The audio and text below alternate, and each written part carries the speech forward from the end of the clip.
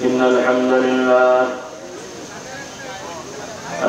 لله نحمده ونستعينه ونستغفره ونؤمن به ونتوكل عليه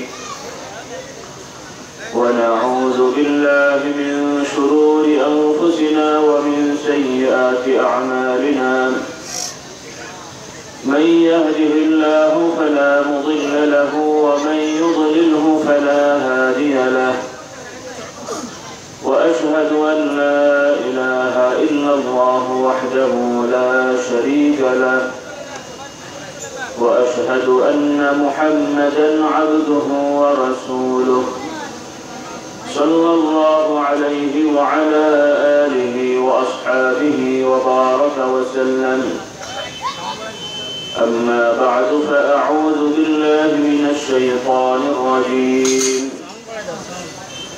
بسم الله الرحمن الرحيم يا أيها الذين آمنوا اتقوا الله حق تقاته ولا تموتن إلا وأنتم مسلمون يا أيها الذين آمنوا اتقوا الله وقولوا قولا سديدا يصلح لكم أعمالكم ويغفر لكم ذنوبكم ومن يطع الله ورسوله فقد فاز فوزا عظيما الله رب العالمين দরবারে আমরা শুকরিয়া আদায় করি সকলে বলি আলহামদুলিল্লাহ মাগরিবের পর থেকে পর্যন্ত জিকির আজকার হয়েছে আপনারা আলহামদুলিল্লাহ জিকিরে শরীক হয়েছেন সম্ভবত বিকেল থেকে মনে হয় মাহফিল চলছে আলহামদুলিল্লাহ আসর থেকে মাহফিল চলছে অনেকেই ছিলেন প্রথম থেকেই আবার কিছু ভাইরা এখন এসেছেন আল্লাহ রাব্বুল আলামিন সকলকে কবুল করুন সকলে বলুন আল্লাহুম্মা আমিন তো আজকের এই সভা সমাবেশ এটা জাগতিক কোনো দলীয় সভা সমাবেশ নয় এটাও একটি দলীয় সভা এটা হলো আল্লাহর দলের কার দলের আল্লাহর দলের এখানে যারা এসেছেন জাগতিকভাবে বিভিন্ন রকমের দলাদলি অনেকে করে থাকেন আমরা আলহামদুলিল্লাহ চেষ্টা করি কোনো দলের সাথে না যেতে বরং আল্লাহর দলের হয়ে কাজ করার চেষ্টা করি আল্লাহ তাআলা কবুল করুন আমিন তো জাগতিক দল করা না যায় আমি বলছি না কিন্তু এই দল থেকে যে সকল কাজগুলো হয়ে থাকে তার অনেকটাই নাজায়েজ কাজ হয় হিংসা বিদ্বেষ মারামারি গালাগালি বিবদবিল্লা একে অপরকে কোণঠাসা করা এগুলো কি ভালো গুণ না খারাপ গুণ হ্যাঁ আল্লাহ আমাদের হেফাজত করেন যাই হোক এই সকল কারণে এই সকল দলাদলি থেকে উপকার থেকে ক্ষতি বেশি হয় পক্ষান্তরে আমরা সকলেই যদি মিলেমিশে আল্লাহ তাআলার বান্দা হয়ে নিজেরা নিজেদের পরস্পরের সহযোগিতা করতে পারি তাহলে এটাই হবে আমাদের জন্য কল্যাণকর কোরআন পাকে আল্লাহ রাব্বুল আলামিন ঈমানদারদের এই বৈশিষ্ট্যের কথাই বলেছেন কোরআন পাকে যে সকল ঈমানদারেরা মিলেমিশে আল্লাহ তাআলার দ্বীনের কাজ করবেন তাহলে তারা সফল হবেন এই কথা আল্লাহ তাআলা কোরআন পাকে বলেছেন আলহামদুলিল্লাহ মুমিন মুসলমান হতে পেরেছি আলহামদুলিল্লাহ আল্লাহ তাআলার দরবারে আমরা ফরিয়াদ করি দোয়া করি যেন আল্লাহ রাব্বুল আলামিন আমাদের সকলকে ঈমানের উপরে থেকে দুনিয়ায় নিজেদের জীবনকে অতিবাহিত করার তৌফিক দেন এবং ঈমানের সহিত দুনিয়া ছেড়ে যাওয়ার তৌফিক দেন সকল বলুন আল্লাহুম্মা আমিন যারা এখানে আছেন সম্ভবত অনেকেই আলহামদুলিল্লাহ আমাদের আলোচনা বিভিন্ন জায়গায় শুনেছেন যে থাকেন কারণ কাছাকাছি অনেক জায়গায় আমি এসেছি আর পাশি তো অনেকে যে থাকেন আলহামদুলিল্লাহ তো যাদের সুযোগ হবে আল্লাহ তাআলা তৌফিক দেবেন এই বছরও যাবেন পাশিতে আমাদের বার্ষিক ওয়াজ মাহফিল হয় সামনে আছে দরবার আছে ঢাকা রাজধানী দারুস সালামেও সেখানেও আমাদের ওয়াজ মাহফিল হয় যাবেন অনেকেই পুরাতন মানুষ এখানে আর অনেকেই আছেন এই বছর হয়তো নতুন দেখলেন আমাদের আগে হয়তো দেখেননি বা কথা শোনেননি তো কথা তো নতুন কিছু নয় যতই আলেম ওলামা পীর মাশায়েখ যারা আছেন সবার কথাই কিন্তু পুরাতন কথা কথা ঠিক না কোটি কোটি বছরের আগের কথা যে কথাটা আল্লাহ তাআলা আদম আলাইহিস সালামকে শিক্ষা দিয়েছেন সব নবীকে শিক্ষা দিয়েছেন ওই কথাই কোটি কোটি বছর ধরে চলে আসছে আলহামদুলিল্লাহ এর নতুন কোনো কথা নেই কথা ঠিক না ঠিক তবে এই স্মরণ করে নিতে হয়। পুরাতন কথাগুলো আমরা ভুলে যাই। আল্লাহ তাআলা বলছেন যে হে নবী আপনি ঈমানদারদের স্মরণ করিয়ে দেন। ফাযাক্কির ফাইন্না যিকরা তানফাউল মুমিনিন। আল্লাহ তাআলা বলছেন ঈমানদারদেরকে স্মরণ করিয়ে দেন, স্মরণ করালে ঈমানদারদের কাজে লাগবে। আলহামদুলিল্লাহ। যাই হোক, কোরআন পাকে আল্লাহ রাব্বুল আলামিন বলছেন যে সব মানুষেরাই ধ্বংসের দিকে চলে যাবে, ধ্বংস হবে একমাত্র যারা ঈমান এবং সৎকর্ম করবে তারা হবে। সূরাতুল আসর বলে একটা সূরা আছে কোরআন শরীফে, অনেকেই আলহামদুলিল্লাহ মুখস্থ করেছেন। এই সূরার ভিতরে আল্লাহ রাব্বুল আলামিন মানব জাতির বর্ণনা দিয়ে বলছেন, সবাই তো আমরা জানি যে আল্লাহ তাআলা আমাদেরকে ইবাদতের জন্য বানিয়েছেন, কিসের জন্য? ইবাদতের জন্য। আর অধিকাংশ মানুষই সত্যিকার যেভাবে আল্লাহ তাআলার ইবাদত করতে হয় সেভাবে ইবাদত করে না। বেশিরভাগ মানুষ ইবাদত করে না। তারা ইবাদত করে কিন্তু আল্লাহর ইবাদত করে না, আল্লাহর সাথে অন্যান্য সৃষ্টিকে জড়িয়ে ইবাদত করে, মানে শিরকের ইবাদত করে। নাউযুবিল্লাহ। এজন্য আল্লাহ রাব্বুল আলামিন তাদের সেই ইবাদতগুলো কবুল করবেন না। থাকবে শুধু একমাত্র ইবাদতকারী তারাই, যাদেরকে কবুল করবেন যারা তাওহীদের ইবাদত করবে।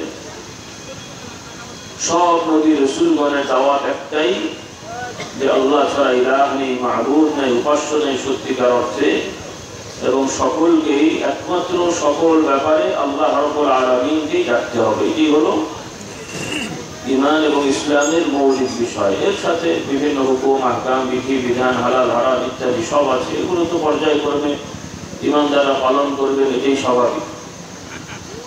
তো আল্লাহ রাব্বুল আলামিন বলছেন সূরাতুল আসরের ভিতরে যে ওয়াল আসরি ইন্নাল ইনসানা লাফি খুসর ইল্লাল্লাযীনা আমানু ওয়া আমিলুস সালিহাতি ওয়া তাওয়াসাউ বিল হাক্কি ওয়া তাওয়াসাউ বিস সাবর। আল্লাহ তাআলা বলছেন আসর, একটি সময়ের কসম করে বলছেন যে সব মানুষরাই ধ্বংসের দিকে যাবে, ক্ষতিগ্রস্ত হয়ে যাবে, তবে যারা বিশ্বাসী হবে, সৎকর্ম করবে তারা পাবে। সুবহানাল্লাহ। বিশ্বাস এবং সৎকর্ম, তাওহীদের ঈমান এবং মুহাম্মদুর রাসূলুল্লাহ সাল্লাল্লাহু আলাইহি ওয়াসাল্লামের শেখানো নিয়মে ইবাদত বা আমল করা, এই দুটোই হলো মূল নীতি আমাদের। অন্যান্য ধর্মের মানুষেরাও ভালো কাজ করেন না? অন্যান্য ধর্মের মানুষেরাও আল্লাহ তাআলা জিকির করে। এই যে আমরা নামাজ আদায় করি, রোজা আদায় করি, হজ আদায় করি, এছাড়াও নফল ইবাদত হিসেবে জিকির আদায় করি, দোয়া করি। অন্যান্য ধর্মের ভেতরেও এই ধরনের কাছাকাছি ইবাদত বন্দেগী আছে না নাই? হ্যাঁ, আমরা সুবহানাল্লাহ, আলহামদুলিল্লাহ, আল্লাহু আকবার জিকির করি। অন্যান্য ধর্মের লোকেরা তারাও আল্লাহ তাআলার কিছু নাম তারা বানিয়ে সেগুলো নিয়ে জিকির করে। কিন্তু আল্লাহ তাআলার দরবারে এই সকল ঈমান এবং এই সকল আমল কবুল হবে না। কেন হবে না? যে এগুলো আল্লাহ তাআলা এভাবে করতে বলেননি, নবী রাসূলরা এগুলো শিক্ষা দেননি। কোন নবী রাসূল আলাইহিস সালাম কেউই বলেননি যে আল্লাহ তাআলার মতন আরো বহু ঈশ্বর দেবতা বা অন্যান্য কিছু আছেন, তাদেরকে ডাকলেও আল্লাহ তাআলা খুশি হবেন বা নিয়ামত পাওয়া যাবে, জান্নাতি হওয়া যাবে। কোন নবী বলেননি। সব নবীদের মূল নীতি একটাই, সেটা হলো লা ইলাহা ইল্লাল্লাহ। আর সেই নবীদের ধারাবাহিকতায় সর্বশেষ নবী হলেন মুহাম্মদুর রাসূলুল্লাহ সাল্লাল্লাহু আলাইহি ওয়াসাল্লাম। আল্লাহ তাআলা তাকে দিয়ে নবুয়তের ধারাকে পরিসমাপ্ত করে দিয়েছেন। কিয়ামত পর্যন্ত আর কোনো নবী রাসূল আসবেন না, এটা হলো আমাদের বিশ্বাস। আর কোন মুসলমান নামধারী যদি ধারণা করেন বা বিশ্বাস করেন যে না মুহাম্মদ সাল্লাল্লাহু আলাইহি ওয়াসাল্লামের পরেও আরো কেউ নবী হতে পারেন বা হয়েছেন, এবং নতুন নতুন আরো কিছু বিধান মানে তৈরি হতে পারে যেগুলো দ্বারা আল্লাহ তাআলার ইবাদত করলে আল্লাহ তাআলা খুশি হবেন, এরকম ধারণা করে কেউ যদি ইবাদত করে তার ওই ইবাদতগুলো আল্লাহ দরবারে কখনোই কবুল হবে না। এটা হলো আমাদের বিশ্বাস। তো ভাইরা যারা মজলিসে এসছেন, আলহামদুলিল্লাহ, আমার ভাইরা মা বোনরা সকলেই আলহামদুলিল্লাহ ধার্মিক, নামাজি, রোজাদার, জিকির আজকার করেন। ত্রুটি বিচ্যুতি যাই হোক, আল্লাহর পথে আমরা আছি আলহামদুলিল্লাহ। কিন্তু তারপরেও আমাদের ভেতরে এমন এমন কিছু ভুল আছে, এমন এমন কিছু ত্রুটি আছে, যেই ত্রুটি ভুলের কারণে আমাদের বহু ইবাদত নষ্ট হয়ে যেতে পারে বা হয়ে যায়। নাউযুবিল্লাহ। এটা হলো আমাদের জন্য বেশি ভয়ঙ্কর। একদল মানুষ ইবাদত বন্দেগী করছে না, তারা তো বিপদে আছেই। আর যারাও আমরা কিছু ইবাদত বন্দেগীতে আছি, ইবাদতের পাশাপাশি এমন এমন কিছু অপরাধ করছি যে অপরাধের দ্বারা ইবাদতগুলো কি হচ্ছে, নষ্ট হয়ে যাচ্ছে। তাহলে রেজাল্ট কি হচ্ছে, বড় কঠিন। তো ভাইরা, আল্লাহ রাব্বুল আলামিন এই আয়াতের প্রথমত বিশ্বাসী এবং ভালো সৎকর্মশীলদের আল্লাহ তাআলা অনুগান দিয়ে বলছেন, যারা ঈমানদার হবে, বিশ্বাসী হবে, তাওহীদের ঈমানে বিশ্বাস করবে, রিসালাতের ঈমানে বিশ্বাস করবে, এইভাবে যারা সৎকর্ম করে চলবে, এই সকল মানুষেরা, এবং ওয়া'আমিলুস ইল্লাল্লাযীনা আমানু ওয়া আমিলুস সালিহাতি ওয়া তাওয়াসাউ বিল হক ওয়া তাওয়াসাউ বিস সবর। আর ওই ভালো কাজের একটা বড় কাজ হলো যে পরস্পর মিলেমিশে হকের উপরে এবং ধৈর্যের সহিত তারা দিনের উপরে টিকে থাকবে। সুবহানাল্লাহ। একা একা না, যে আমি একা একা ভালো হয়ে চলবো আর অন্যদের সাথে কোনো রকমের কোনো যোগাযোগ থাকবে না, বা অন্যদের সাথে শত্রুতা করবো, বিদ্বেষ পোষণ করবো, তাহলে এটা ইমানদারের গুণ হতে পারল না। ইমানদারের কাজই হবে সকলে মিলেমিশে আল্লাহর দিনকে ধরবে। সকলে বলুন সুবহানাল্লাহ। আর আমরাও মিলেমিশে ধরছি, কিন্তু সেখানেও আবার একটা অদৃশ্য গণ্ডি হয়ে যাচ্ছে, কিছু কিছু গণ্ডি হয়ে যাচ্ছে। আমরা মনে করেন আমাদের একটা পরিচয় আপনারা জানেন, শুনেছেন, অন্য কারো নাম বললে তিনি মাইন্ড করবেন, রাগ করবেন। কথা প্রসঙ্গে বলছি যে আমরা একটা পীর সাহেব আছি, আমাদের ময় মুরব্বীগণ যিনি দাওয়াতের কাজ করতেন, সেটাকে কেন্দ্র করে হয়তো আমরা মনে করবো যে একটা পরিধি তৈরি করি। আমাদের মুরিদ যারা আছেন তারা শুধুমাত্র আমাদের যারা ভক্তবৃন্দ তাদেরকেই ভালোবাসবেন, অন্যদেরকে হিংসা করবেন। আবার অন্য যারা রয়েছেন তারা আবার দেখা যাবে যে আমাদেরকে হিংসা করবেন। এইভাবে বহু ধার্মিক মানুষেরা পরস্পর হিংসা বিদ্বেষে লিপ্ত হয়ে কি করছি, যে নিজেদের কষ্টের অর্জিত ইবাদতগুলো নষ্ট করছি, আর বাস্তবতায় সামাজিক যে বন্ধন থাকা উচিত সেটাও নষ্ট হয়ে যাচ্ছে। নাউযুবিল্লাহ। এটা হচ্ছে সব থেকে বড় একটা ভয়ঙ্কর কারণ। যারা ধার্মিক আমরা আমাদের জন্য, আর অন্যদের তো আছেই। তো আল্লাহ তাআলা আমাদেরকে হেফাজত করুন। তো আল্লাহ রাব্বুল আলামিন ঈমানদারদের সফলতার একটা বড় গুণ বললেন যে যারা পরস্পর মিলেমিশে ধৈর্যের সহিত হকের উপরে একে অপরকে সহযোগিতা করবেন, এইটা হচ্ছে ঈমানদারদের সফলতার একটা বড় গুণ। সুবহানাল্লাহ। ওয়া তাওয়াসাউ বিল হক ওয়া তাওয়াসাউ বিস সবর। কারণ হকের উপরে থাকতে গেলে ধৈর্য লাগে, অধৈর্য হলে হকের উপরে থাকা যায় না। আর হক বিষয়টা এটা কারো বাপদাদার সম্পত্তি না, যেটা হক সেটা আল্লাহ রাব্বুল আলামিনের পক্ষ থেকে হেদায়েত নাযিল হয়েছে। সবাইকে মিলে ওই হকটাকে ধরে রাখতে হবে, নাকি প্রত্যেকের আলাদা আলাদা আলাদা আলাদা হক হবে, যে কিছু হক আমাদের, কিছু হক আপনাদের, কিছু হক হবে নাকি এরকম? আল্লাহ তাআলা আমাদের হেফাজত করেন। তো ভাইয়েরা, যে কথা বলছিলাম, আল্লাহ তাআলা আল্লাহ নবীকে দুনিয়ায় পাঠিয়েছেন সর্বশেষ নবী করে, রাসূল করে। তারপরে নবী হবেন না, রাসূল হবেন না। আল্লাহ তাআলা কিয়ামত পর্যন্ত মানব জাতির সফলতার জন্য যা দরকার সবকিছুই মুহাম্মদুর রাসূলুল্লাহকে জানিয়ে দিয়েছেন। এই বিষয়ে আমাদের আছে তো নাকি? মানব জাতির জন্য, শুধুমাত্র মক্কা শরীফ, মদিনা শরীফ বা আরব দেশের লোকদের জন্য নয়। আমাদের নবী মুহাম্মদ সাল্লাল্লাহু আলাইহি ওয়াসাল্লাম আর অন্যান্য নবীও ছিলেন, তাদের মধ্যে একটা বড় তফাৎ রয়েছে। সকলেই নবী, কিন্তু মৌলিক কিছু পার্থক্য আছে, বা আমাদের নবীর আলাদা কিছু বৈশিষ্ট্য আছে যেটা অন্য নবীদের মধ্যে ছিল না। সকলকে আমরা বিশ্বাস করি, এটা আমাদের ঈমানের অংশ। কোনো ব্যক্তি যদি বলেন যে আমি মুহাম্মদ সাল্লাল্লাহু আলাইহি ওয়াসাল্লামের উম্মত, মুহাম্মদ সাল্লাল্লাহু আলাইহি ওয়াসাল্লামকে নবী মানি, আর কোনো কাউকে নবী মানি না, তাহলে কি তার ঈমান হবে নাকি? না। তাহলে সকল নবীর হক, সকল কিতাবই আল্লাহ তাআলার পক্ষ থেকে যেগুলো নাযিল হয়েছে সবটাই হক, কিন্তু চূড়ান্ত কিতাব হলো কোরআন।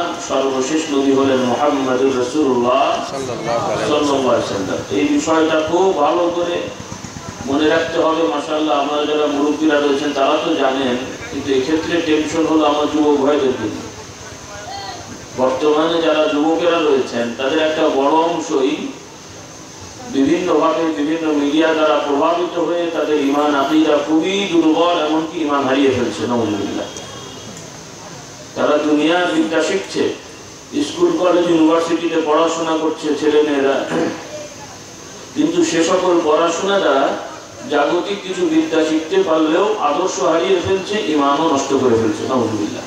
এ কথা কি বিশ্বাস হয় আপনাদের? হ্যাঁ নাকি আন্দাজি বলছি? জি জি ভাই।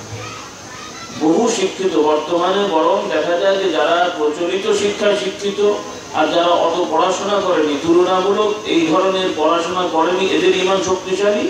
আর যারা কিছু পড়াশোনা করছে জাগতিক ভাবে, এদের ঈমান খুবই দুর্বল বা অনেকে ঈমানহীন হয়ে মরে যাচ্ছে। নাউযুবিল্লাহ। কারণ হলো তারা যুক্তি এবং বৈষয়িক ব্যাপার নিয়ে ব্যস্ত হয়ে গেছেন, কিন্তু আখিরাতকে ভুলে যাচ্ছেন। নাউযুবিল্লাহ।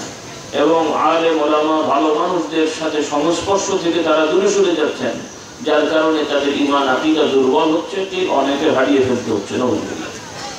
এই জন্য ভাইরা আমার, মা ও বোনেরা, শুধুমাত্র সামাজিক ট্রেডিশন হিসেবে মুমিন মুসলমান হলে হবে না, আমাদেরকে বুঝে শুনে মুসলমান হতে হবে। নিজেদের ছেলে মেয়েদেরকে সেভাবে গড়ে উঠাতে হবে, কারণ আমরা ভবিষ্যৎ নিয়ে টেনশন করি, ভবিষ্যতের জন্য পরিকল্পনা করি, কিন্তু কোন ভবিষ্যৎ যে আমাদের সঠিক ভবিষ্যৎ সেটা কিন্তু আমরা খেয়াল করি না। আমরা ব্যবসা করি, চাকরি করি, কাজকর্ম করি, বোনরা সংসার গোছান, বা তারাও বর্তমানে অনেক ক্ষেত্রে ব্যবসা বাণিজ্য চাকরির সাথে সম্পৃক্ত হন।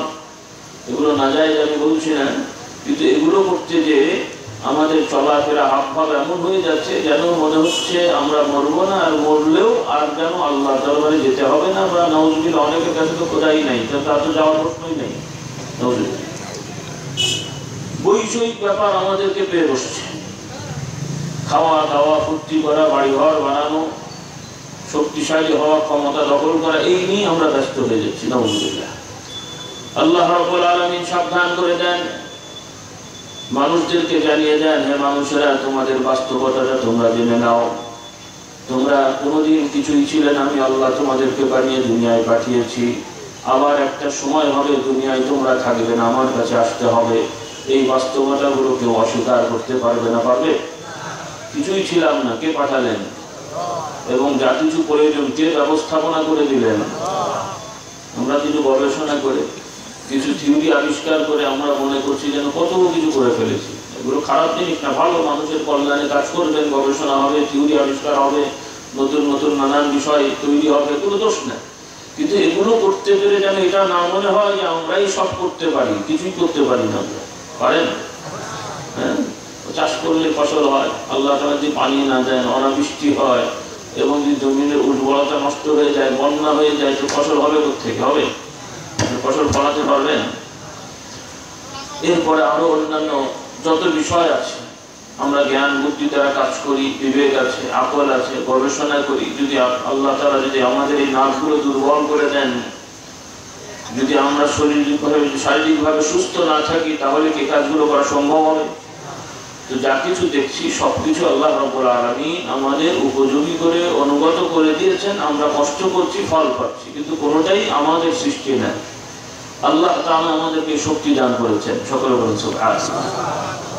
তো ভাইরা, দুনিয়ায় আমরা আছি, থাকতে হবে, খেতে হবে, ঘুমাতে হবে, সবই ঠিক আছে, কিন্তু এই দুনিয়ায় চিরস্থায়ী আমরা কেউ থাকবো না। আমাদের স্থায়ী ভবিষ্যৎ হলো, নিশ্চিত ভবিষ্যৎ হলো দুনিয়া থেকে চলে যাওয়া।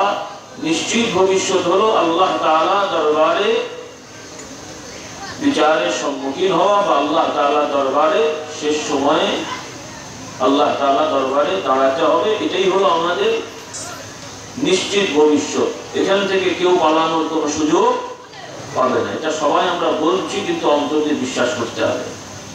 এই বিশ্বাস যদি ঠিক মতো না হয়, তাহলে আর এই ইবাদত বন্দেগী যাই হচ্ছে এগুলো কোনোটাই কবুল হবে না। হবে? নামাজ পড়াটাই বড় বিষয়, রোজা রাখাটাও বড় বিষয় না, হজ করাটাও বড় বিষয় না। কারণ অনেক মুনাফিকরাও ছিল নবীর জামানার, এরাও আমাদের তুলনায় ভালো নামাজি ছিল, ছিল কিনা? আপনারা আল্লাহ নবীর সাথে যে লোকরা ছিল মুসলমান দাবিদার, তাদের ব্যাপারে শুনেছেন না? তারা দুই শ্রেণীর লোক। এক হলো আসহাবুর রাসূল বা সাহাবায়ে কেরাম রাদিয়াল্লাহু তাআলা আনহুম আজমাইন, যাদের অন্তরে কোনো রকম সন্দেহ ছিল না। আল্লাহ নবীকে তাদের জীবনের থেকেও বেশি ভালোবাসতেন। আল্লাহ রাসূল সাল্লাল্লাহু আলাইহি ওয়াসাল্লাম যখন যা বলতেন সেটাই তারা মেনে চলতেন। সুবহানাল্লাহ। এটা হলো সাহাবায়ে কেরাম রাদিয়াল্লাহু তাআলা আনহুম আজমাইন।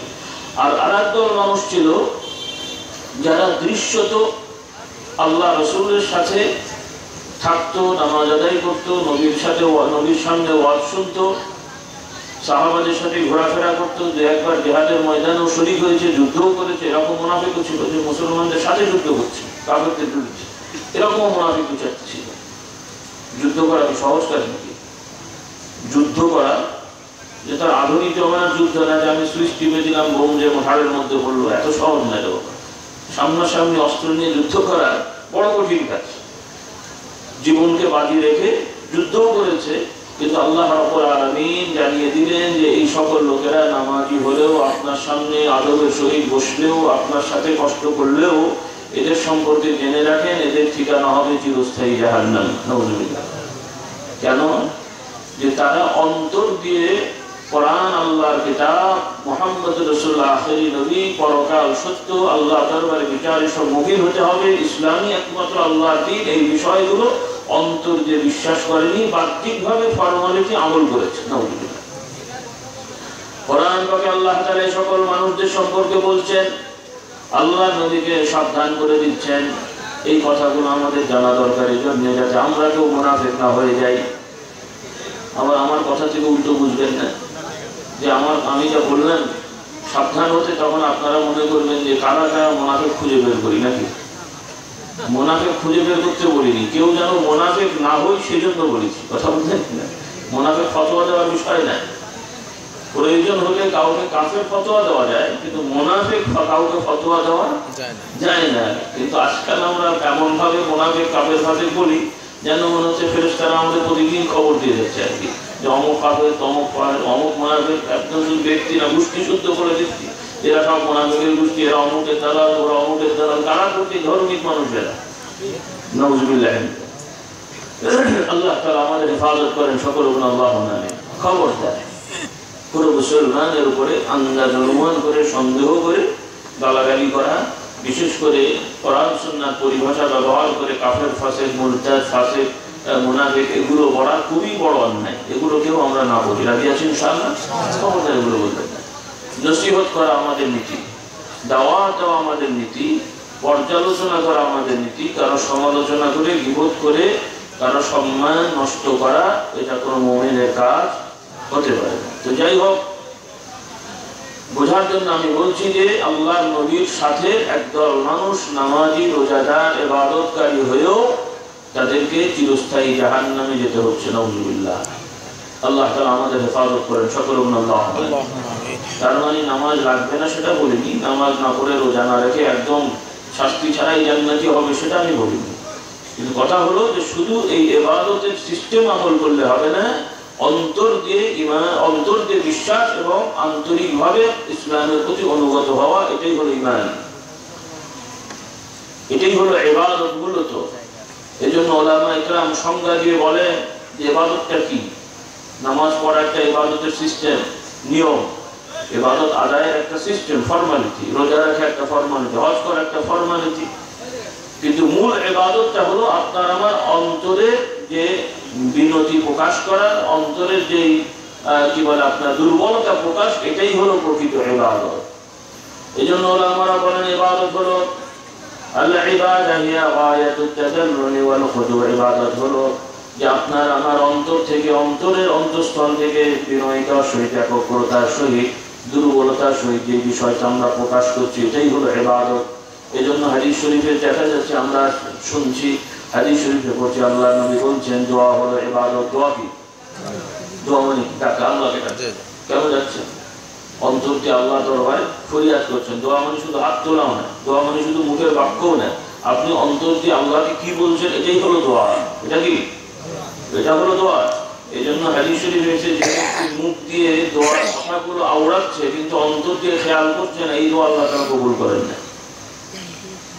আমরা অনেক সময় দোয়া হিসেবে কিরকম সিস্টেমেটিক, এখানেও এক ধরনের পলিটিক্স চলছে। দোয়াও যেন একরকম পলিটিক্যাল ব্যাপার হয়ে গেছে। নাউযুবিল্লাহ। আল্লাহ দরবারে বলবে, এটা নিয়েও পলিটিক্স চলছে। কথা বললেন কিনা? তো আল্লাহ তাআলাকে ডাকা, এটা হলো বড় ইবাদত। যে আপনি আমি সর্ব ব্যাপারে কাকে ডাকছি, বড় ইবাদত। হাদিস শরীফে এসেছে আল্লাহ রাসূল সাল্লাল্লাহু আলাইহি ওয়াসাল্লাম বলছেন, সাহাবাদেরকে এভাবে শিক্ষা দিলেন, তোমাদের কারো যদি একটি জুতোর ফিতে পরিমাণ জিনিসও যদি ছিঁড়ে যায়, একজনের পায়ের জুতো আছে, জুতোর ফিতে ছিঁড়ে গেছে, সেই বিষয়ে যদি আল্লাহ তাআলা দরবারে দোয়া করতে, সে যেন বখিলি না করে, লজ্জাবোধ না করে যে একটা জুতোর জন্য আল্লাহ দরবারে দোয়া করবো, নাউজুবিল্লাহ। তো আল্লাহর কাছে ডাকবো, আল্লাহর কাছে চাইবো না তো কার কাছে চাইবো? চাইতে হবে কার কাছে? কার কাছে? ছোট হোক বড় হোক। আমাদের কাছে অনেক সময় মনে হয় যে একটা বড় বিপদ, সেই জন্য একটু দোয়া দরুদ পড়ি। তাও আবার আজকাল তো নিজেরাও অনেক সময় পড়ি না, যারা একটু পয়সাওয়ালা মানুষ বা একটু, সবাইকে বলছি না, মোটামুটি একটু প্রভাবশালী, তখন আমরা ভাড়া করা দোয়া নিয়েছি। যেমন ডেকোরেটর ভাড়া হয় না আজকাল, আগে তো আর এগুলো ভাড়া হতো না। মানুষের নিজেদের বাড়ি থেকে, আত্মীয় স্বজনের বাড়ি থেকে ইলেকট্রিক নিয়ে এসে মেহমানদারি করা যায়। এখন যেমন ফোন হয়ে গেছে, ডেকোরেটর হয়েছে, শহরে লাগে আরো সুন্দর খাবারও রান্না করে বাড়িতে দিয়ে যায়। তো এখন দোয়াও এরকম রেডিমেড হয়ে গেছে। মাদ্রাসায় ফোন করে দেবেন, 10 জন হাফেজ সাহেব আসবেন, খাওয়া করবেন, আপনার জন্য দোয়া করবেন, দোয়া যেন রেডিমেড না দিল হচ্ছে। আর উনি আড্ডা মারবেন বন্ধুদেরকে দিয়ে, নাউজুবিল্লাহ বলেন। বাপ মরে গেছে, হাফেজ সাহেবকে কোরআন শরীফ পড়ছে, আর ওনারা যার বাপ মরে গেছে বন্ধুদেরকে নিয়ে বিড়ি খাচ্ছে আর আড্ডা মারছে, আর দোয়া নাজিল হচ্ছে, নাকি? হ্যাঁ ভাই, এরকম দোয়া হচ্ছে। এরকম দোয়া হলে হয়? আল্লাহু আকবার। আল্লাহ আমাদের হেফাজত করে, সকল আল্লাহ। অথচ আল্লাহ রাসূল সাল্লাল্লাহু আলাইহি ওয়াসাল্লাম সাহাবাদের শিক্ষা দিয়েছেন, আল্লাহ নবী নিজে যখনই কোনো বিপদ আপদ হতো, আল্লাহ রাসূল সাল্লাল্লাহু আলাইহি ওয়াসাল্লামের বহু বিপদ এসেছে। কথা ঠিক না বেঠিক? আল্লাহ রাব্বুল আলামিন আল্লাহ নবীর প্রতি একদিকে হেফাজত তো তিনি করেছেন, করবেন বলে ওয়াদাও করেছেন, এবং বিভিন্ন বিপদ আপদের সম্মুখীন আল্লাহ নবীকে হতে হয়েছে। আল্লাহ তাআলা করিয়ে কিয়ামত পর্যন্ত আমাদের জন্য শরীয়ত স্পষ্টভাবে দেখিয়ে দিয়েছেন। সকলে বলুন সুবহানাল্লাহ। শুধু থিওরিক্যাল না, প্র্যাকটিক্যাল দেখিয়ে দেওয়া হয়েছে। এবং কিয়ামত পর্যন্ত যত মানুষ আসবে, সব মানুষের জন্য সেখানে আদর্শ আছে। সুবহানাল্লাহ। সব রকমের বিপদ আল্লাহ রাসূল সাল্লাল্লাহু আলাইহি ওয়াসাল্লামের উপর এসেছে, এবং আল্লাহ তাআলা তার বিপদ কাটিয়ে দিয়েছেন। এবং আল্লাহ তাআলা আল্লাহ নবীকে দিয়ে ওই সকল বিপদের সময়ও কিভাবে কি করতে হবে সবটা দেখিয়ে দিয়েছেন। সুবহানাল্লাহ। আমার ভাইয়েরা, মা বোনেরা, ভালো করে বুঝে নেন, যত রকম বালা মুসিবত বিপদ আপদ হোক না কেন, সর্ব ব্যাপারে আপনি আমি নিজেই উদ্যোগী হয়ে আল্লাহর দরবারে সিজদায় লুটিয়ে যাব, নামাজ আদায় করবো, আল্লাহর কাছে চাইবো। এটা হলো বড় ইবাদত। পাশাপাশি দোয়া চাইতে পারেন, দোষ নেই, তবে ভাড়া করা দোয়া না। কি দোয়া নয়? ভাড়া করা দোয়া না। আপনার কারো প্রতি ভালো ধারণা আছে, ভালো মানুষ আপনি মনে করেন, তার কাছে দোয়া চাইতে পারেন, আগে মনে দোয়া চাইতে পারেন। কিন্তু ওই প্রফেশনালি দোয়া হলে সেই দোয়া হয় না। প্রফেশনালি পড়া হলে কোরআন তেলাওয়াত, সেটা তেলাওয়াত হয় না, এটা তো ব্যবসা হয়ে গেল। নাউজুবিল্লাহ। ইবাদতে ব্যবসা হয় না। তো আল্লাহ রাসূল সাল্লাল্লাহু আলাইহি ওয়াসাল্লাম, আল্লাহ তাআলা তার বিপদ আপদ দিলে তিনি কি করতেন? আল্লাহ নবী সাল্লাল্লাহু আলাইহি ওয়াসাল্লাম সম্পর্কে সাহাবারা বলছেন যে আল্লাহ রাসূল সাল্লাল্লাহু আলাইহি ওয়াসাল্লামকে যখনই আমরা কোনো বিপদ আপদের সম্মুখীন হতে দেখতাম, সাথে সাথে তিনি নামাজে দাঁড়িয়ে যেতেন। সুবহানাল্লাহ। কিসে দাঁড়িয়ে যেতেন? নামাজে দাঁড়িয়ে যেতেন। আল্লাহ রাসূল সাল্লাল্লাহু আলাইহি ওয়াসাল্লামের বড় বৈশিষ্ট্য তিনি আমাদেরকে শিক্ষা দিলেন যে সর্ব ব্যাপারে দোয়া তো আছে, কিন্তু দোয়া চাওয়ার একটা বড় নিয়ম হলো যে নামাজের মাধ্যমে দোয়া চাওয়া। কিসের মাধ্যমে? নামাজের মাধ্যমে। আল্লাহ রাসূল সাল্লাল্লাহু আলাইহি ওয়াসাল্লাম বহু দূরে সফরে গেলে, সফরে যাওয়ার আগে ওযু করে 2 রাকাত নামাজ আদায় করে নিতেন। সুবহানাল্লাহ। সফর থেকে আসলেও বেশিরভাগ ক্ষেত্রে দেখা যাচ্ছে যে আল্লাহ রাসূল সাল্লাল্লাহু আলাইহি ওয়াসাল্লাম সফর থেকে এসেছেন, আগে মসজিদে গিয়ে 2 রাকাত নামাজ আদায় করে বাড়ি যেতেন। সুবহানাল্লাহ। এভাবে সফরের হালতে বেশি বেশি সালাত আদায় করতেন, এবং নফল নামাজের ভেতরে দীর্ঘ সময় ধরে রুকু সিজদা আদায় করতেন, সিজদায় গিয়ে দোয়া করতেন। যে সকল ইবাদতগুলো আমাদের অনেকের মধ্যে হারিয়ে যাচ্ছে, আল্লাহ তাআলা আমাদের হেফাজত করেন, হেদায়েত দান করুন। আমরা অনেকেই নামাজ আদায় করি, আলহামদুলিল্লাহ, সবাই কম বেশি করি, কিন্তু যেভাবে হওয়া উচিত ছিল সেভাবে আমাদের নামাজ রোজাগুলো হচ্ছে না। এটা হলো একটা বড় বিষয়। তো যাই হোক, দোয়া করা, আল্লাহ রাসূল সাল্লাল্লাহু আলাইহি ওয়াসাল্লাম এভাবে নামাজের ভিতরে দোয়া করতেন। সাহাবা ইকরাম রাদিয়াল্লাহু তাআলা আনহুম আজমাইন এভাবেই শিক্ষা পেয়েছেন। এটাই হলো বড় ইবাদত। তো কথা প্রসঙ্গে যেটা বলছিলাম, যে সব নামাজ, রোজা, জিকির, আজকার যা কিছু আমরা করি, সব কিছুর ভেতরে বিশ্বাস থাকতে হবে, ইয়াকিন থাকতে হবে, যা করছি আল্লাহর জন্য করছি, এবং এর প্রতিদান আল্লাহ তাআলাই দেবেন। বৈষয়িক কোনো ব্যাপার যদি এর মধ্যে ঢুকে যায়, তাহলে আর ওই ইবাদতটা কবুল হয় না। কি হয় না? এটা যারা আমরা ইবাদত করি, আমাদের জন্য ভয়ের কারণ। আমরা আলহামদুলিল্লাহ মূর্তি পূজা করছি না, অনেকেই, কেউ কেউ অদৃশ্যভাবে করে না, সেটা না। বর্তমানে নয়, বহু মুসলমানরাও এমনি মূর্তি পুজো না করলেও বিভিন্ন মানুষ পুজো করে কিনা? জিন্দা হোক মুর্দা হোক বিভিন্ন মানুষ পুজো করে। বিভিন্ন পীর মাসার পীরের নামে বিভিন্ন লোকেরা রয়েছেন, তাদের কাছে যে অনেক লোকেরা সিজদা করে, পায়ে মাথা দেয়, কেউ কেউ আবার আঙুল চষে, কেউ আবার কি বলে বাবার কাছে এইভাবেই চাই, ঈশ্বরকে তারা বাবা বলে সম্বোধন করে। রোগ ব্যাধি হলে, মুসিবত হলে, ছেলে মেয়ে না হলে এভাবেই বলে যে বাবা আমার ছেলে দেন, বাবা আমার রোগ ভালো করে দেন। এই ধরনের কথাও মুসলমানদের মুখ থেকে শুনতে পাওয়া যায়। আল্লাহ তাদের হেদায়েত দান করুন। এগুলো কোনো মুসলমানের কাজ হতে পারে না। মানে এই বেচারারাও আবু লাহাবকে গাল দেয়, আবু জেহেলকে গালাগালি করে, বা ওই ধরনের মানুষদেরকে যারা এগুলো করেন তারাও গালাগালি করেন, কিন্তু নিজেরা যা করছেন সেগুলো আবু জেহেলের থেকে কোনো অংশ কম হচ্ছে বলে মনে হয় না। হ্যাঁ, আবু জেহেলকে গালাগালি করছি, তো আবু জেহেলের কি দোষ? লোকটা চোর ছিল নাকি? লোকটা ডাকাত ছিল? লোকটা কি দুর্নীতিবাদ ছিল? আবু জেহেলের অন্যায়টা কি? তার অন্যায় যে সে মূর্তি পুজো করতো, তার অন্যায় সে আল্লাহর সাথে শরীক করতো। তাহলে তিনিও তো আবু জেহেলকে গাল দিচ্ছেন যে আপনি মুসলমান হয়েও আল্লাহর সাথে শরীক করছেন, বাবাকে খোদা বানিয়েছেন। নাউযুবিল্লাহ। তাহলে সেটা একই অপরাধ হলো। বহু মুসলমান আমার ভাইরা এবং মা বোনরা, যদি কেউ এই রকম ভুল করে থাকেন, তওবা করেন, আল্লাহ তাআলা মাফ করবেন ইনশাআল্লাহ। যেহেতু এখনো আজরাইল আমরা দেখি নাই, মালাকুল মউত, মৃত্যুর আগে তওবা করে অবস্থার পরিবর্তন করার চেষ্টা করলে আল্লাহ রাব্বুল আলামিন মাফ করে দেন ইনশাআল্লাহ। তবে মৃত্যুর পরে আর কোনো লাভ হবে না। কেউ যদি শিরকি হালতে, কুফরি হালতে কবরবাসী হয়ে যায়, তার জন্য যতই দোয়া হোক, যতই খানা হোক, যা কিছুই হোক, কোনো দোয়া তার জন্য কবুল হবে না। আর যে ব্যক্তি সঠিকভাবে ঈমানের উপরে থাকবেন, সঠিক আমল করে কবরে যাবে, ওই ব্যক্তির জন্য কিয়ামত পর্যন্ত কোনো অনুষ্ঠান না হলেও আল্লাহ রাব্বুল আলামিন বহু কোটি কোটি ঈমানদারের দোয়া তার জন্য ব্যবস্থা করে দেবেন। আপনাকে আমাকে চেনে না, অনেক ঈমানদার আছেন, তাদের জন্য কোনো দোয়াও হয় না। এই যে আমরা দোয়ার অনুষ্ঠান করি বা অনেক ধরনের আনুষ্ঠানিকতা হয়, কটা মানুষের জন্য হয়? একজন মারা গেছেন, তার বাবার জন্য হয়তো 2-4 বার করলেন, বা তার জীবনে করলেন, তো দাদারটা কোথায় গেল, পর্দাদারটা কোথায় গেল, তারটা কোথায় গেল? তো সবই তো ক্যান্সেল হয়ে গেল। তো বেশিরভাগ যারা মুর্দা চলে গেছেন তাদের জন্য কোনো দোয়ার অনুষ্ঠান করার সুযোগ হয় না বা দরকারও হয় না, কারণ আল্লাহ রাব্বুল আলামিন তাদের জন্য অটোমেটিক দোয়ার ব্যবস্থা করে রেখেছেন। সুবহানাল্লাহ। আপনি আমি কিন্তু প্রত্যেকটা ঈমানদারের জন্য দোয়া করছেন না? কোথায়? নামাজের ভেতরে। মুশকিল হলো আমরা অনারব হওয়ার কারণে আর আরবি বুঝলেও বেখেয়াল হওয়ার কারণে কি বলি নিজেরাও জানি না। কিন্তু আল্লাহ তাআলা আমাদের জন্য সিস্টেম করে রেখেছেন, প্রত্যেকটা নারী পুরুষ প্রত্যেকেই কিয়ামত পর্যন্ত যত ঈমানদার আসবে, পূর্ববর্তী যত ঈমানদার নারী পুরুষ কবরবাসী হয়ে গেছেন ভালো মানুষ, প্রত্যেকের জন্য আল্লাহ দরবারে দোয়া করছেন যে আল্লাহ তাদেরকে শান্তি দান করুন। সকলে বলুন সুবহানাল্লাহ। তো এই জন্য ভাইরা, যে কথাটা আমি বলতে চাচ্ছিলাম, যে বহু মানুষেরা মূর্তি পুজো করছে, মুসলমান নাম নিয়েও অলিখিত মূর্তি পুজো করছেন, মানুষ পুজো করছেন। আবার কেউ কেউ বিভিন্ন জায়গাও পুজো করছেন, নাউযুবিল্লাহ।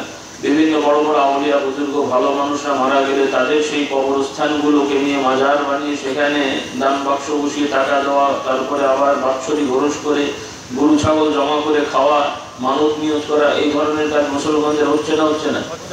হ্যাঁ। আর সেখানে বহু লোকেরা দল বেঁধে চাকমানি গাড়ি লোক বোঝাই করে আপনারা চলে যাচ্ছেন, নাউযুবিল্লাহ। আবার অনেকে এই সকল কথা বললে কেউ কেউ রাগও করছেন যে হুজুর কেন এগুলো খারাপ করেন, আমরা তো ফায়দা পাই।